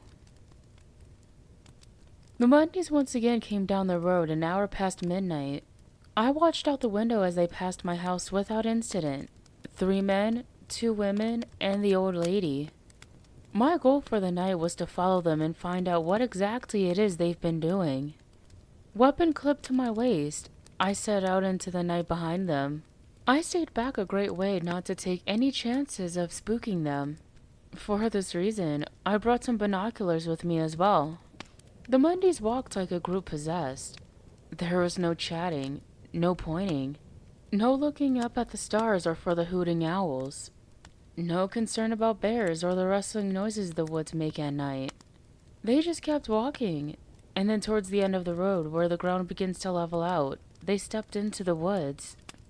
I was about 100 yards behind them. The way I saw it, my options were to either give up and go home or hasten my pace a bit and follow them into the woods. I chose the latter. Going into Appalachian woods at night can be risky for many reasons. Dangerous wildlife is an obvious one, but I bet y'all ain't too familiar with shiners. Hillbillies hiding amongst the trees, producing illegal moonshine. Them fellas get real paranoid sometimes. I stepped to the forest line and listened for the crunch of leaves. I could hear the Mundys moving, but the forest was too thick to see through. They don't use any flashlights or lanterns, so any shadows they cross through keeps them hidden. I decided to step into the woods and follow the noise. I had to walk as slowly and carefully as possible, otherwise I couldn't hear them over my movement. After several minutes of sneaking through the woods, my heart jumped as a commotion stirred directly in front of me. The rustling of the leaves was followed by a quick patter away. A rabbit. I relaxed at the realization and then immediately tensed back up when I noticed that the Mondays had stopped moving. I held my breath and knelt. My heart was racing. Somebody moved, slowly, as if sneaking up on prey. I unholstered my weapon and unlocked the safety. There was movement in front of me, but as I leaned forward to get a better look at what appeared to be a human figure, there was a sudden motion to my left. Then immediately following that, more movement, but this time to my right. I slowly backed up, but then I stopped dead in my tracks. Someone was lurking behind me. I was surrounded. I began to panic. The only thing I felt I could do was run away, blazing.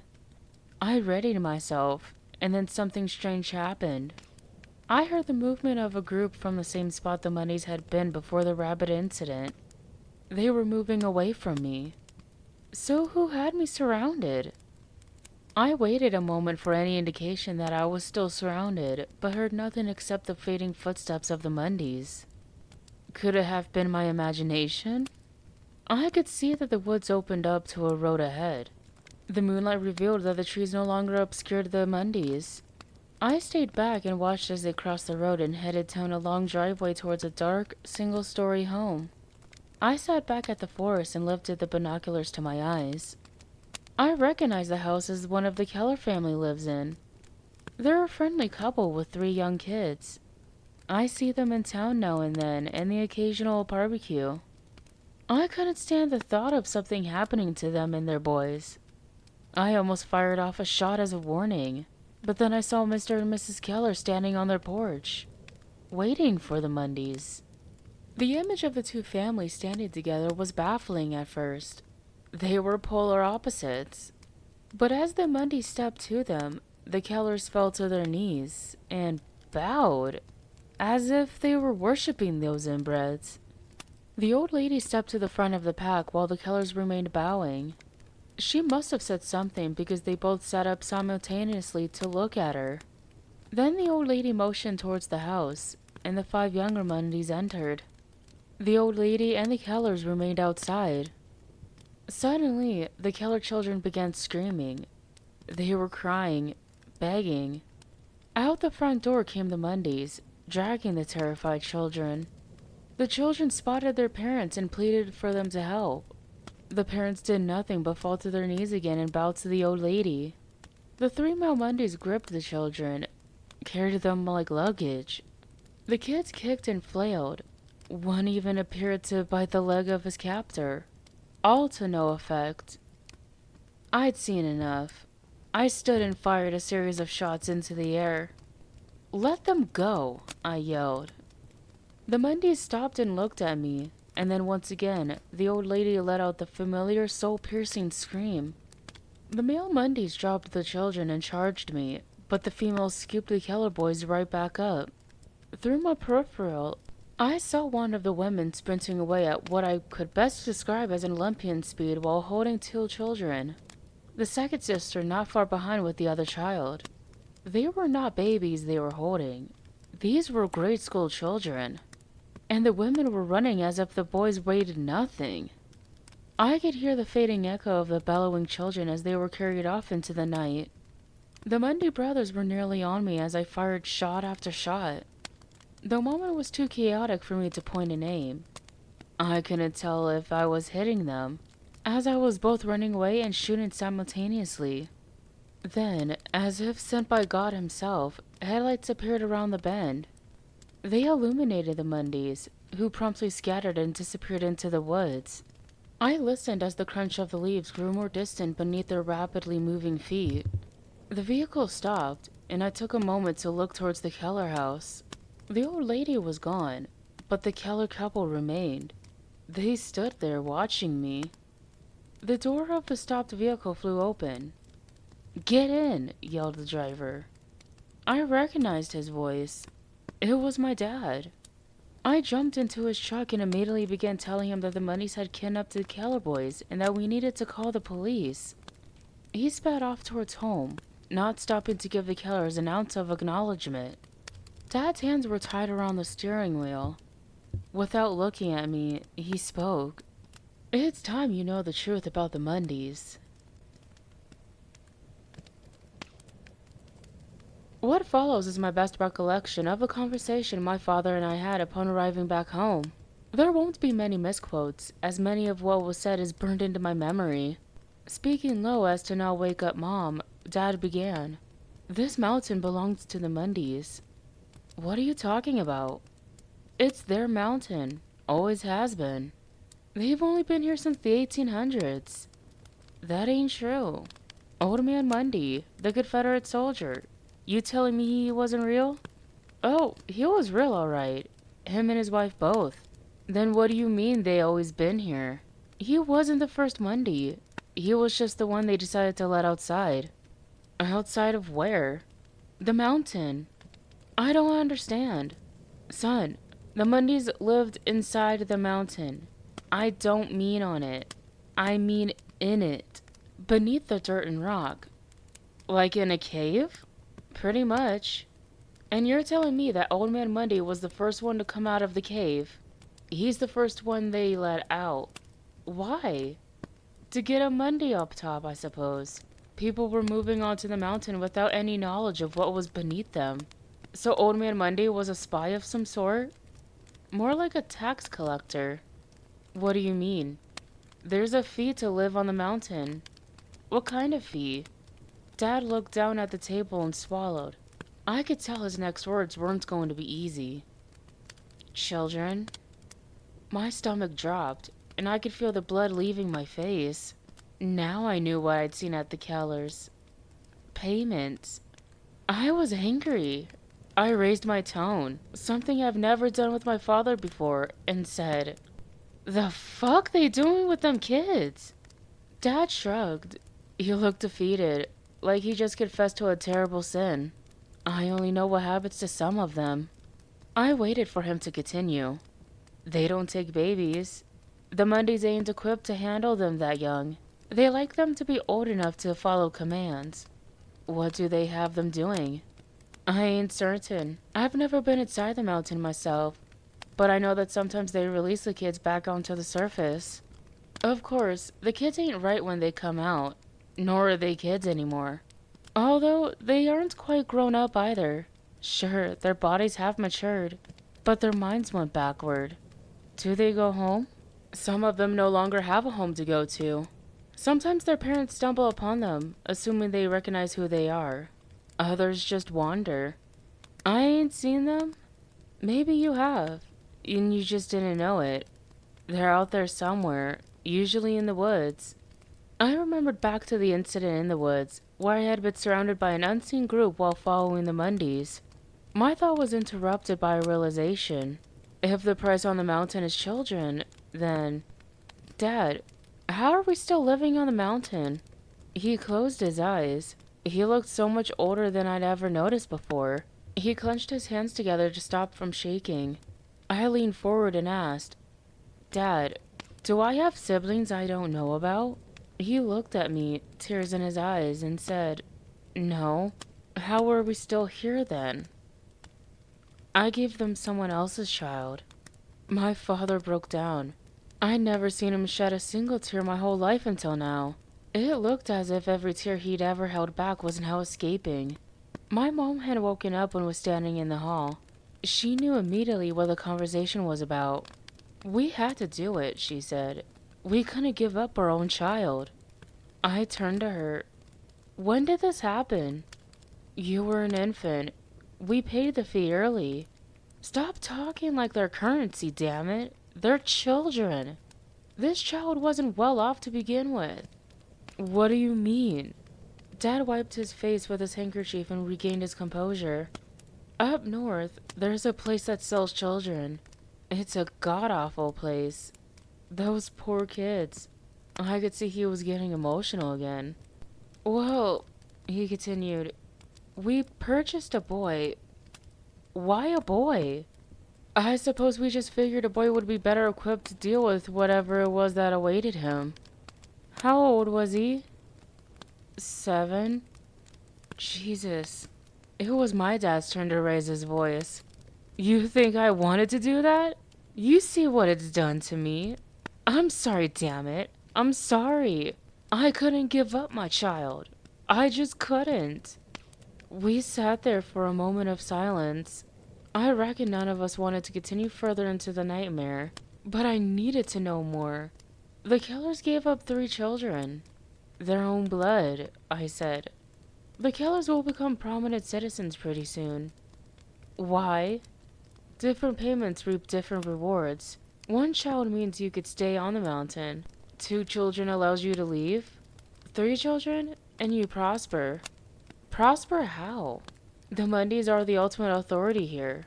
They decide how you live. If you want to live comfortably, you have to give up 3 children. They gave up their own flesh and blood, though. Y'all didn't do that. Why didn't they give the Mundys some strangers as kids?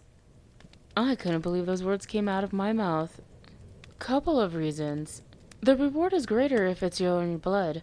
Gives you Mundy protection. If anyone wrongs you, the Mundys will deal with them. What's the other reason? Cage-free eggs. Come again? Raise the kids well before sending them to the slaughterhouse. What the hell? My dad nodded in agreement. Screw this, I said as I stood up. Let's just leave. We can't. Why not? We've been on vacation before. Nothing happened. The Mundys are aligned with forces much larger than us. I'm talking about evil forces, son. Something supernatural. I sat back down and waited for him to continue. Sure, we've been on vacation, but it ain't ever been relaxing. Not for your mom and I. Everywhere we went, there'd been an extra shadow following ours, reminding us of the deal we made. A person? No, son. Something evil. Inhuman. A demon, I guess. Whatever it is, it's there anytime we leave the mountain. This is unreal. It's real. I was overwhelmed with all I just heard. I ain't one to buy too heavily into ghost stories. I tend to trust my senses more than I do stories. But I'd seen with my own eyes the unnatural speed and strength of the Mundys. And what about the old lady, living as long as she supposedly has? Is that really Sarah? I asked. It's her, alright. When old man Mundy died, his kids became the collectors. But you see, them kids lusted after one another, and the family tree started to rot. As a result, the Mundys became the abomination we see today. Where are you going with this? We pay a fee to the Mundys to live on the mountain, but they pay a fee of their own to, I don't know, the devil or something. I don't know what they were promised, but they made some sort of deal. And when Old Man Mundy's kids chose to muddy up their own gene pool, whatever force they're aligned with must have cursed the last surviving of the siblings to live forever and continue collecting. Sarah was old when her final sibling died, so she remained old for eternity. At least that's how it's been told to me. So because the inbred children aren't capable of complex thoughts, the devil, or whoever, cursed the last one who is? Exactly. What about the general store and the politics? The Mundys were already in control. Why even bother? They held up appearances for a bit. Everyone blocks out reality up here and pretends things are different. I guess that's how they maintain sanity. Maybe that's what Old Man Mundy was trying to do as well. But his children were less concerned about societal norms. They introduced another deeply disturbing truth to the mountain, and that was too much for people, I guess. It's hard for people to pretend like a bunch of inbreds are normal. I guess that makes sense, but if the Mundys have been living underground all them years prior, I can't imagine there'd been much selection for partners. Old Man Mundy's kids could have been the first to reproduce with their kin. It ain't just Mundy's been down there. Who else? Don't make me point out the obvious, son. What? They don't just collect boys. Oh? My dad closed his eyes and nodded. And before people started paying them, they just took whatever kids they found. Old Man Monday was likely born from some poor girl that just got taken. I can't. I... We have to do something. The blood on the window was a warning to us. To you? It was on my window. It was a reminder that we're not under their protection. They'll come after us if we don't stay back. You think tonight might have been the tipping point? I don't know. And what if it is? I don't know. I sat quietly for a moment. I think I know how to get inside the mountain. My dad's eyes grew large. How? There is a door beneath their stairs.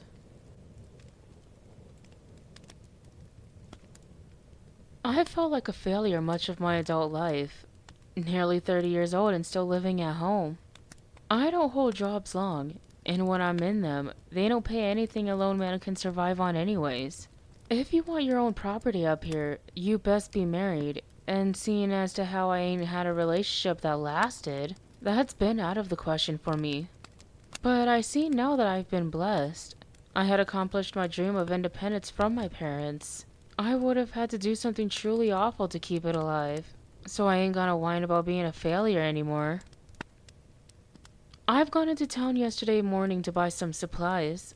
This is a small town, and if you go through enough of them, you'll find that they don't always have a police force. But we do. It ain't anything substantial, just a handful of good old boys wearing badges.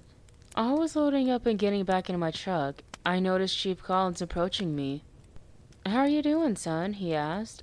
I figured it was best he didn't see what I just purchased, so I closed the door and stood outside the truck with him. "Not bad, sir," I asked. "Good. All quiet up on the mountain?" Now, Chief Collins ain't living at home with his parents like me. He's married with kids and has a decent-sized house. He's definitely given kids to the Mundys, and based on his prominent position in the community, I'm gonna guess he gave them 3. "Actually," I began, "not really." "Oh. Heard quite the fuss coming from the Keller house last night." "The Kellers ain't too close to your house. You heard them from all the way up there?" "Well, them boys were mighty loud, and you know how noise carries out here." "Which boys are you talking about? The Keller boys? The children?" Chief Collins pinched his mustache and gave a shit-eating grin. "The Kellers don't have any children."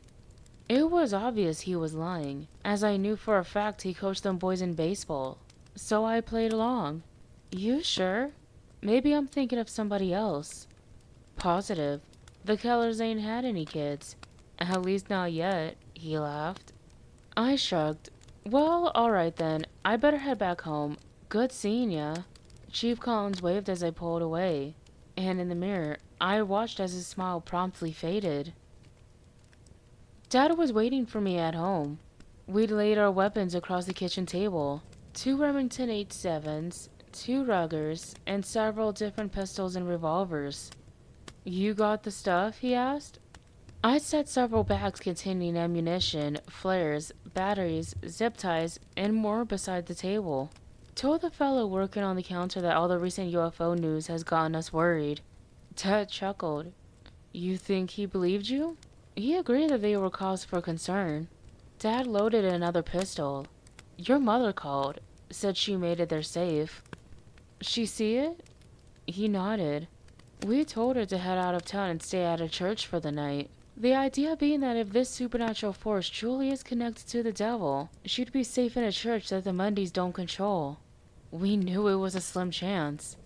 "She don't want it to deter us, though," Dad said as he loaded another pistol. I stepped over to the table to help load the remaining weapons, and Dad placed a hand on my shoulder.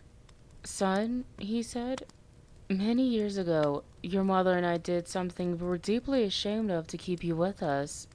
I don't want to lose you, but if I do, at least it's about doing what is right."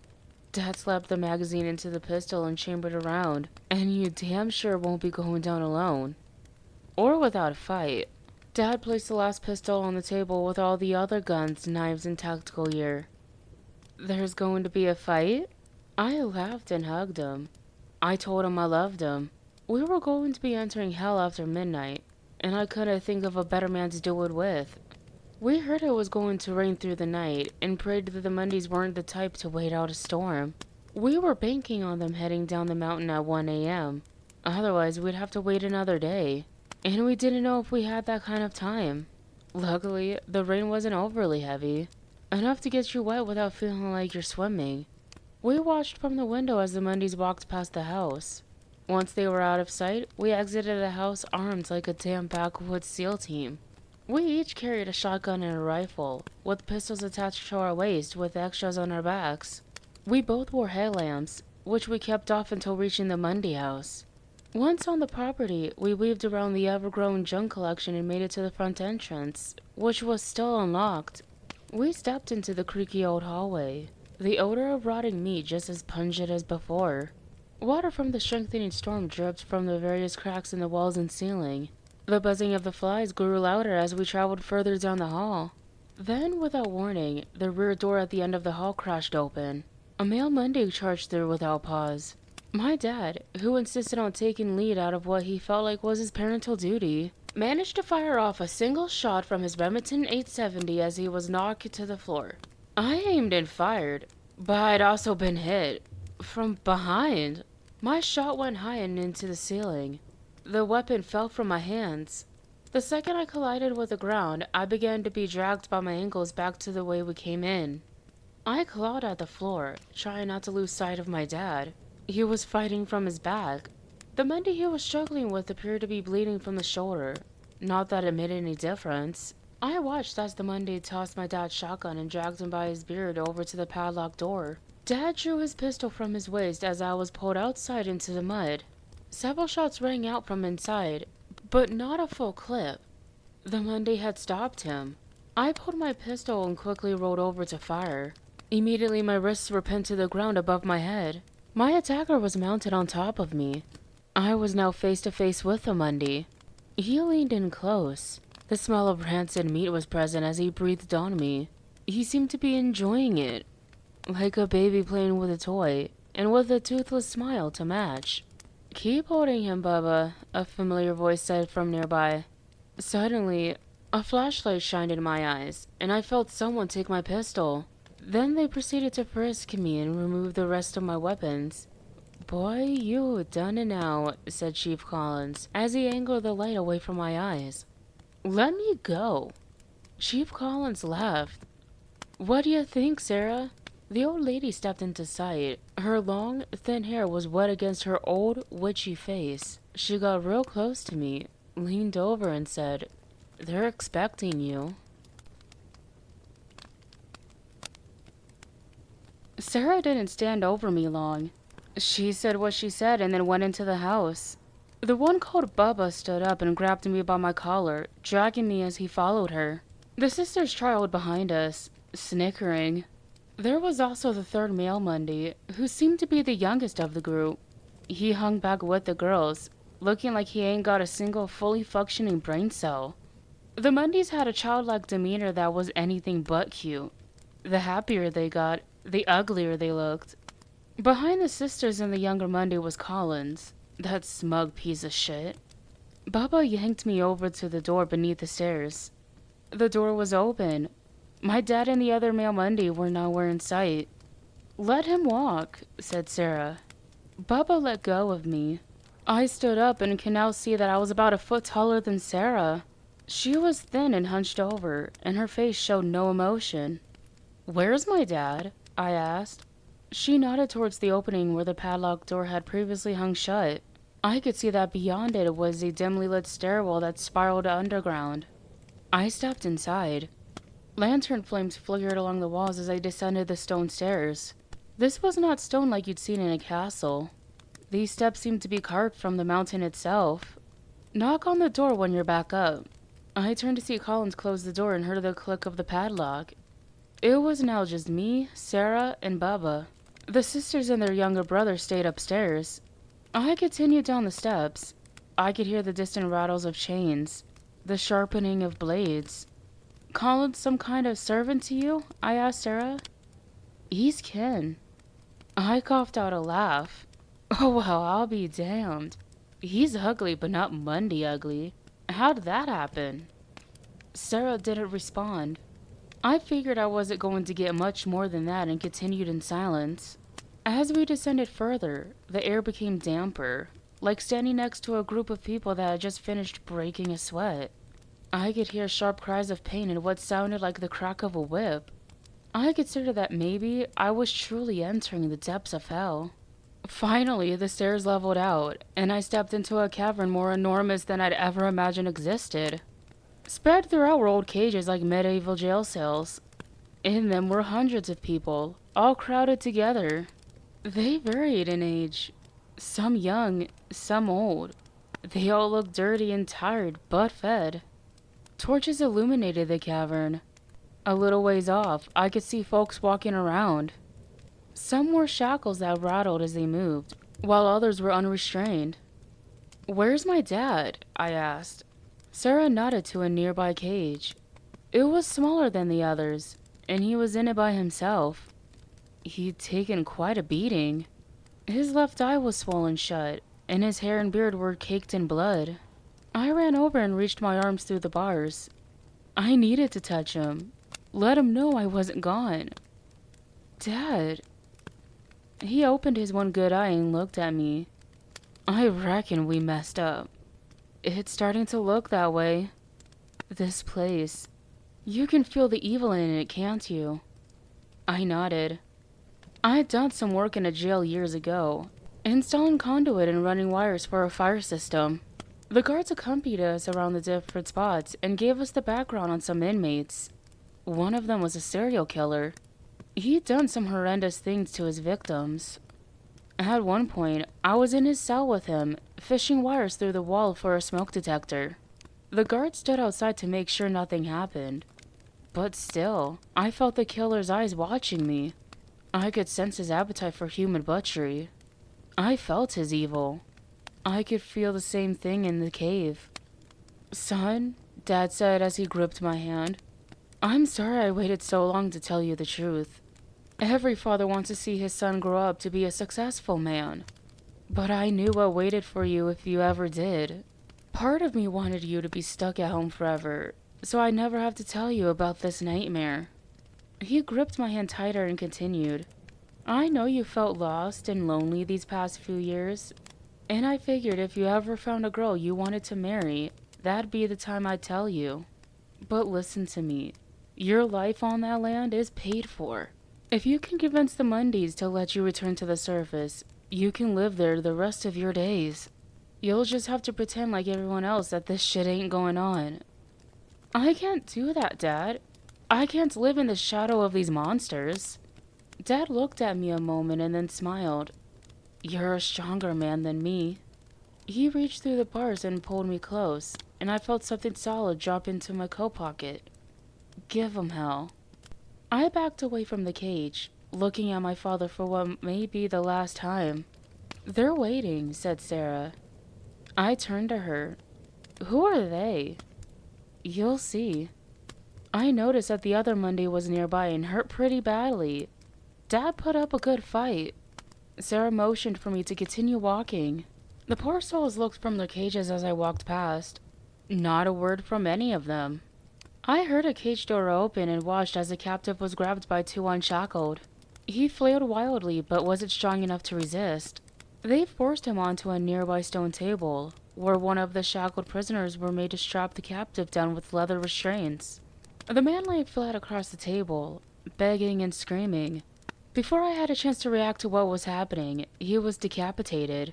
His final scream echoed off the damp cavern walls. The prisoner unstrapped the body of the victim. The other two picked it up and carried it over to a wooden wagon and dropped it off on the top of a pile of other headless bodies. I was made to continue on. I saw as I passed the stone table that the victim's head was being sliced open on the top. They handed it to the prisoner, who carried it over to one of the cages. He tossed it inside. I didn't look long enough to find out what the prisoners do with them heads.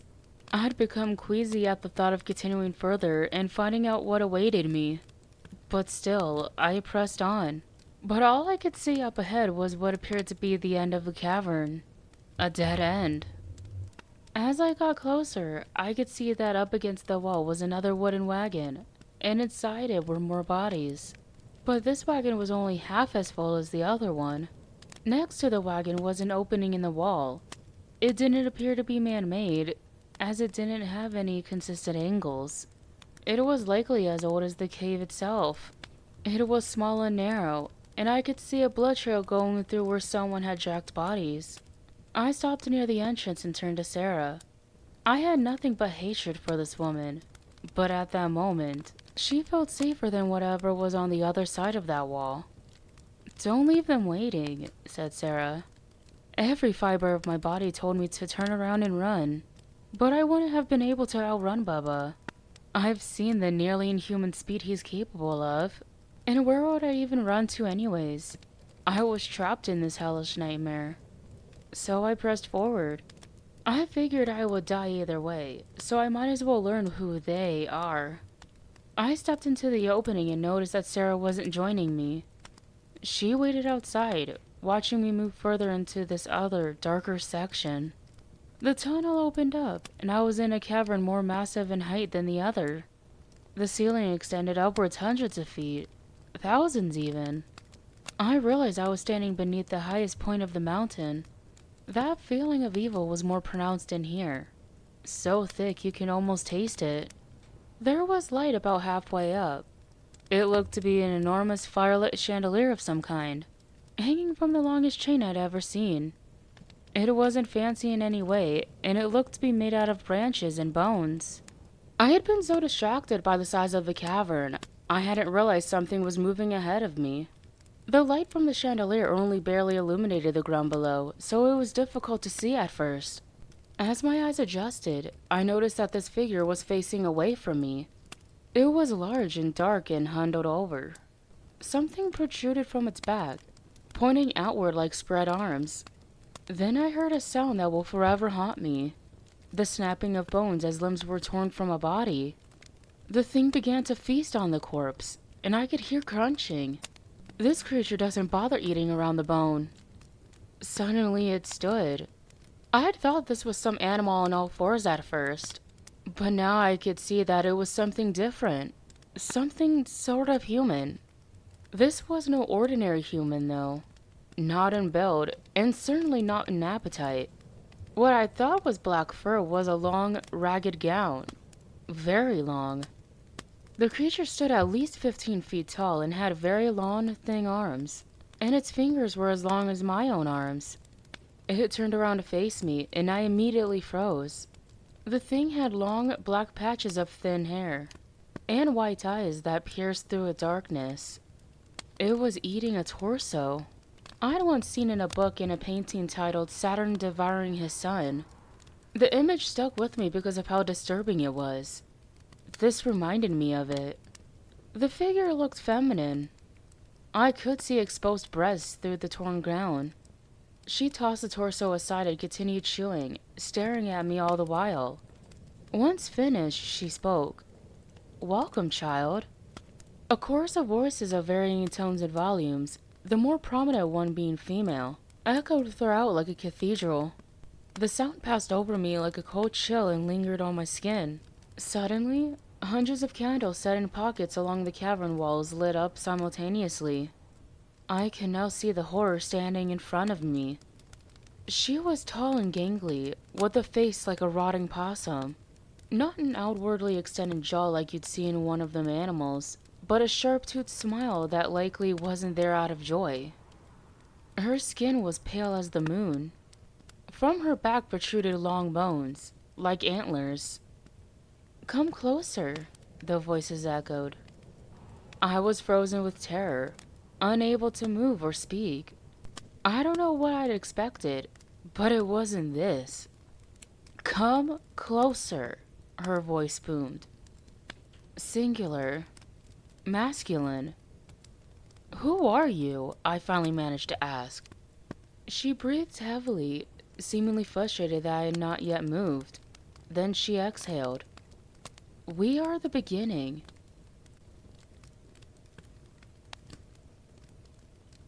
The beginning of what? She held out her long arm and motioned with her fingers. "Come closer and we will show you." I was confident that what followed would be me getting devoured like that body she'd been chewing on earlier. That awful sound of teeth breaking through bone. All I could do was hope I was wrong. I stepped forward. She grinned. Yes, that's it. Closer. It was now apparent just how tall this abomination was. She towered over me. My head wasn't even at her waist. She leaned down and put her face inches from mine. I could smell the metallic odor of the blood from her previous meal. Her eyes were large white saucers. "Witness us," she said, and all the candles went out simultaneously, plunging the cavern into complete darkness. Now what comes next might be hard to believe, or it won't be considering all I had already gone through. I was not told a story by this thing, but instead given memories, knowledge of the past. This is what I learned. In Scandinavia many centuries ago, there were people who practiced witchcraft, both men and women. At first, they were celebrated for their ability to heal others. It didn't take long, though, for these witches and warlocks to develop a taste for more sinister practices. Evil had permeated their souls, and at night, they became entities known as the mare.